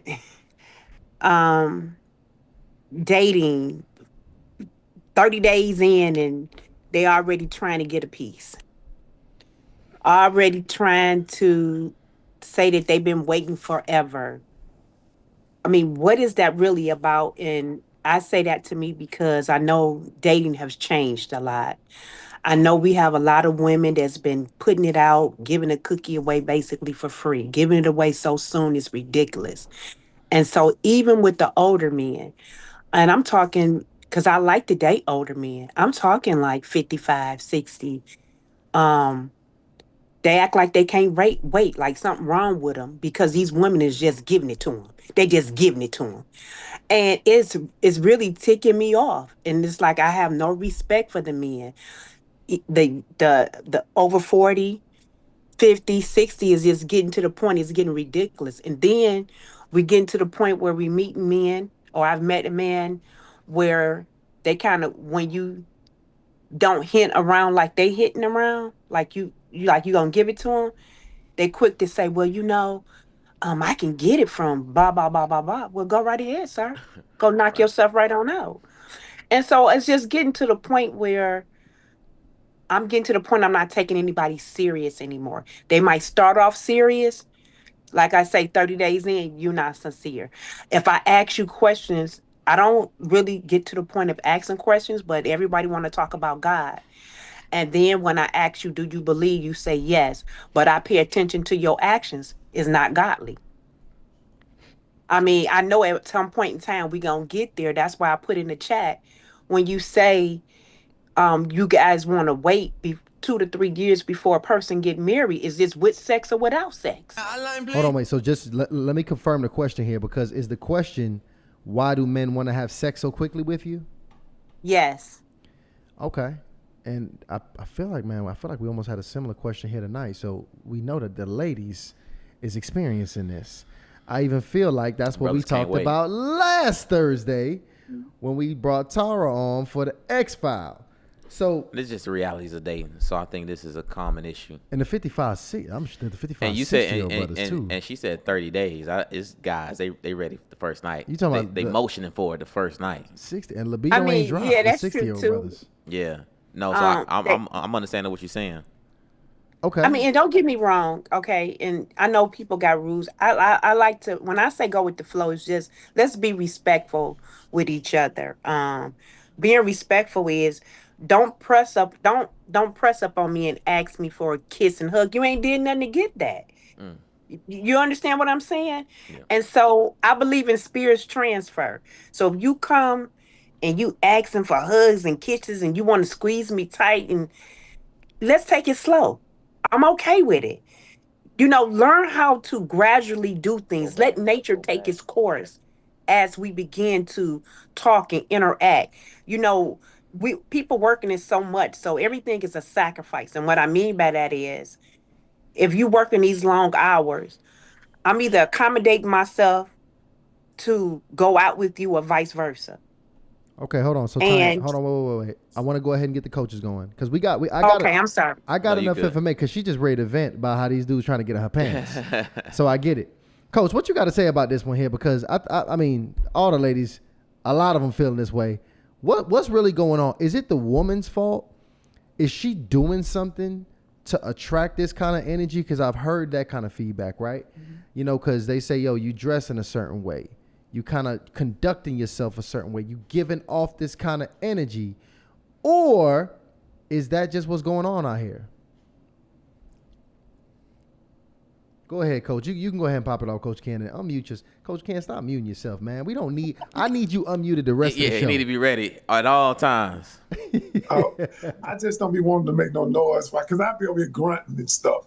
So, no, we want that grunt. I want to hear the grunt. I want to hear that grunt. Grunting and stuff. When I hear this stuff, I'm like if you ever watch the show, I be making faces and grunting and all. So I will stay unmuted the rest of the day. But let me just say this to you: don't get mad at them because they want sex. Don't blame God. Okay, number one, men have testosterone, and sex is God gave us testosterone. So the fact that he desires you is not the problem. Okay, and this is what I teach my people in my academy. That what the challenge is how you communicate after he desires you. Now watch this for a moment. So I tell my people, I said, don't get mad at the man if he desires you because you want a man to desire you if you his woman. Because I have people where he don't desire the woman. But the way you communicate it, because I always ask people, how do you communicate it when he says, oh, I want to be with you? Some of them be like, you got me effed up. Who you think you is? I ain't getting you no sex. I ain't known your ass that long. This is how they communicate. Okay. But this is what I teach them. I'm going to show you something that I teach in terms of communication. I say, do this. Next time a man does this to you, do this.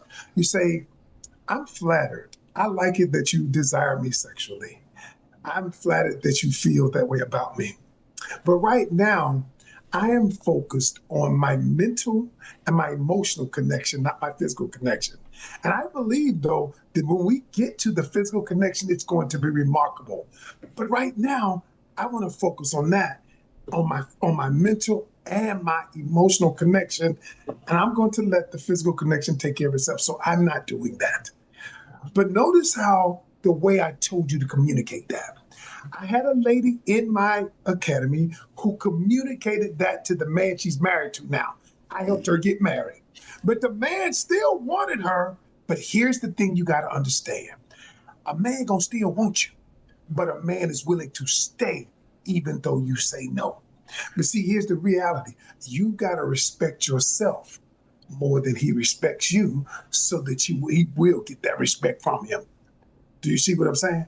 Absolutely. Because a man respects you, but the way you show respect ain't popping off. The way you show respect is I can communicate with you in a feminine way and still stand 10 toes down on my value. And that's the part that I told people. So don't get mad because he wants to be with you. It's just the reality is this. And I'm going to say something that might get some people triggered, is this. Women, the most power that a woman will ever have is before she has sex with a man. That is true. That is the most power she will ever have. Because if a man wants to be with you, he will even put his desires on hold. Or he may be getting them somewhere else because he respects you. But the fact is, women are the gatekeepers of sex. Men are the gatekeepers of relationships. And the most power you will have is saying no. It's saying, no, I respect me. I value. I want to make sure we're in alignment mentally and emotionally before physically. And so one of my clients just got married about 1.5 years ago. And she was like, she used to be the kind that popped off all the time. I used to call them Miss Pop Off. But I said, once you change your communication, you will change your relationships. Yeah. That's good. Man, everything the coach said is spot on. Let me add this little piece to it. Every man, especially a good man, good godly man, he's got the saint and the savage that's associated with him. The saint and the savage. How you handle each one speaks volumes. So we already know that you want the saint, so we do our best to present that. But should we ever expose you to the savage, if you don't flinch, if you let us know that you respect it, you understand its animalistic nature, and if this plays out right, you can dine sufficiently over here. If you present it that way, you, ma'am, yes, you are winning. You are winning. Because so many people, they feign They feign, but the very thing that you want after you get married, that it's still in this man now. So Coach said it right. I'm just saying that they both exist in us. And sometimes we will be with the person who respects and sees the saint, but they don't flinch at the savage either. Because they get it, they understand it. That right there. Hold on. That was deep. Hold on. Hey, let me tell you. I'm gonna be honest. I'm happy. I'm gonna be honest, ladies. This is some real counsel and some real game y'all getting right here. Because I hear a lot of the coaches tell ladies this expectation that as soon as a man tries to have sex with you, he either does not respect you and you are to run. And I think that puts ladies in a predicament where they really don't get to test his character. Because I think when you actually tell the man no and wait to watch him respond, that's the real test of his character. Instead of just trying to find this perfect abstinent man that, I mean, we all trying to find, what, 3-leaf clovers out here? Right. Or is it the 4-leaf? Whichever one don't hell exist. Y'all know what the hell I'm saying. But my whole point is, I think that's really sound counsel, because I remember, I can personally testify on that. My wife literally just one day got convicted and was like, yo, I'm not having sex no more. Yeah. And I remember, like, literally in a situation where we was already active, she probably shaking her head like, nigga, you put my business out here on this podcast. But it's baby, trust me, it's a lesson. Because I was really tasked with a decision at that point. Because I've heard a lot of women communicate that in that same situation, when they've came back and had that conversation with their man felt, not only did he feel tried, he felt like she switched up. And guess what he do? He switch up. And you see the real him show up right then and there. His character rise straight to the top, and you see who this man is. So at the point where he can't get what he want, and he still respects you, he still shows up every day, he still is showing up as a man that is intentional about growing a relationship with you, and a long-term relationship with you, I think that does say a lot about a character. I think that's a brother worth investing in. So Ryan, that like ain't even counsel. philanthropy, bro. I mean, not Ryan, but Tyshawn, that's not even philanthropy, bro. It's not we giving you one. If you possess enough to keep our attention and sex is off the table, or you somebody special. And so it's not philanthropy. It's not like, in the midst of it all, I'm going to still be here even though I ain't getting the cheeks. No, I'm still being fed and valued, and I still feel like this is somebody I can build with and grow with, even with sex off the table. So the question becomes, and we don't want to answer this, we don't want to ask this, the question becomes, if you taking sex off the table, what you putting on it? What you putting on it? There you have it. There you have it, man. Hey, me and Ryan got the sounds now, so we hit them both at the same time. Right. We need to get man, rid of mine. look, thank you so much for coming up here and asking that question. I appreciate you closing us out with that, because the ladies, they wanted to hear that one. So we got some good answers to that. And you asked the right brothers that question there, because I can back that one.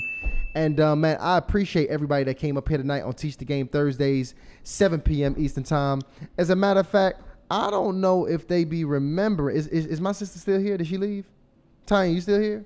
Yes, I'm still here. Bring it up real quick. Bring it back up. Tanya, let the people know. When is Teach the Game Thursdays? When is Teach the Games Thursdays? She not ready. She not ready. She ain't Well, ready. this is the thing. It's a old thing, but it's a new thing at the same time. All right, Tanya. So let her know. I'm gonna let you know, Tanya. Teach the Game Thursdays is every Thursday. First of all, it's in the name, T. Come on, you could at least got the Thursday, right? It's every Thursday night at 7 p.m. Eastern Time. Please let everybody that's watching know. It's Thursday at 7 p.m. Eastern Standard Time. There you go. Big facts. Absolutely. And Teach the Game Thursdays is when we bring a coach, expert, very special guest to help us out win in relationships, level up in relationships, really just help us be able to make better decisions. So that's what the whole entire focus is, guys. We're literally every single Thursday at 7 p.m. We're taking calls all night long from start of the show to finish. So you can call in between 7 and give it 9 to 10. Yeah. Every Thursday night. And you can fill out your form if you want to get scheduled in advance. It's in the description. Man, let me pull up my coaches here because everybody drop. Man, what you want them to what drop? I want them to drop in there for my, because the coaches, they did their thing tonight. They did. The coaches did their thing tonight. Shout out love. Drop love. I like that. In there for I wanted a nice, powerful word for my coaches tonight. I want to see nothing but loves in the chat for these coaches, because not only do I have a ton of love for these brothers as men, as professionals, as businessmen, as leaders, but I also have respect for them as coaches here for our community here at Hardly Initiated. Y'all did a phenomenal job. Thank you guys for showing up, man.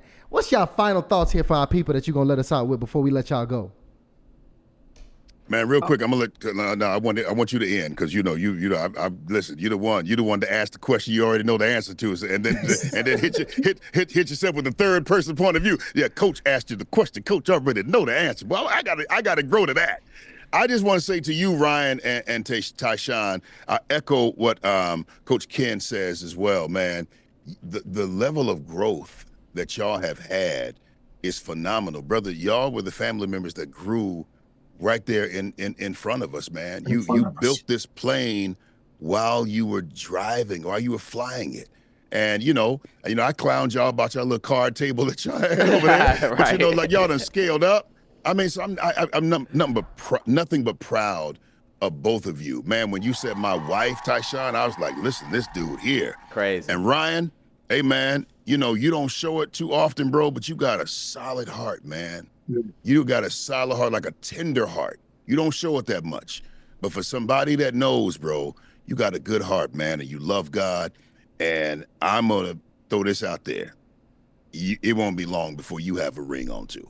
I agree with that. I absolutely agree with that. Yeah, that's a fact. Damn. Wait, I'm sorry she's watching. I didn't mean to put no spoiler out there, but yeah. First of all, I don't know if y'all caught me. That's the first time Ryan ever said I agree with that. yeah. Ryan is agreeing with that, y'all. That's kind of crazy. Like, I don't know. Right. I do agree. You're a good dude, brother. That's good stuff. Coach Ken, what's up with you? What's your final thoughts here, Coach? Oh, wow. All I can say is, first off, Katie, I'm going to reach out to you. A man with that kind of voice, maybe we can do something together. He need to be on TV, radio. I know all of that. But first off, I want to say I applaud you for the knowledge and wisdom that you have. A lot of times, man, we come into these spaces, and I've been on stages where cats they want to sound like they the most intelligent, and they want to get a sound bite. I'm not about that. I'm about really meeting people who are really doing this thing for real. And shout out to you, my brother, coaching men.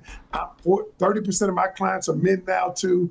And I'm trying, because I believe if a man is in the right place, the family's in the right place.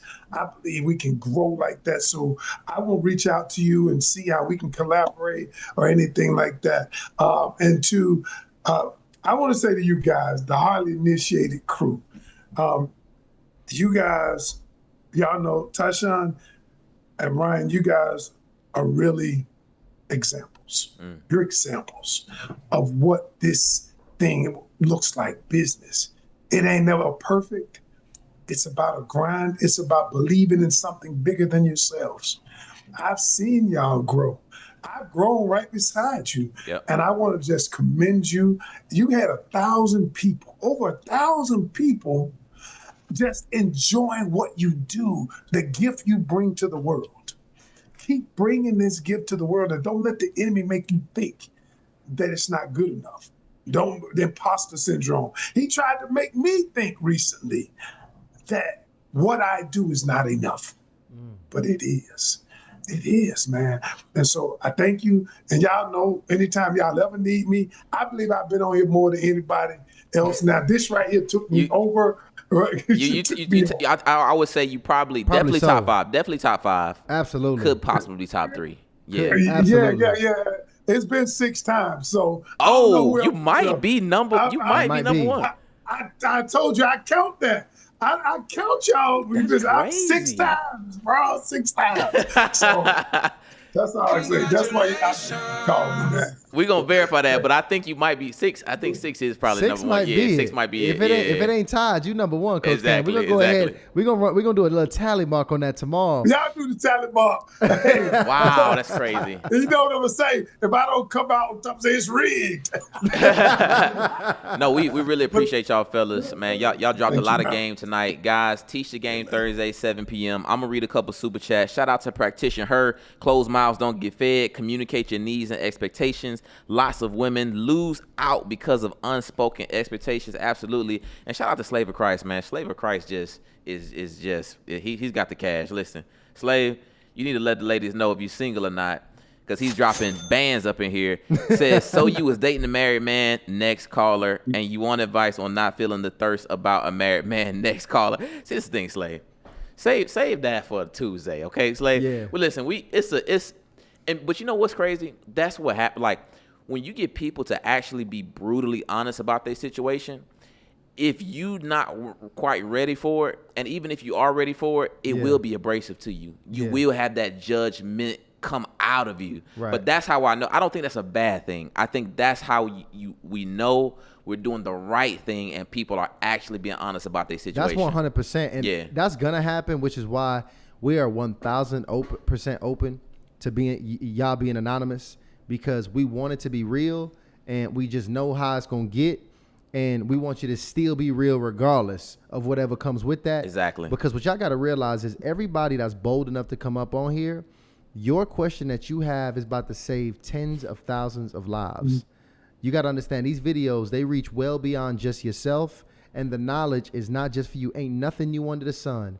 It's millions of women right now dating married men. It's millions of women right now creeping up on 29 and 30, and they feeling rushed, and they getting that desperate spirit all up in their heart. It's millions of women right now who's creeping up in their late 40s, and they feeling like their time has passed. It's the same situations that's happening right now, and guess what?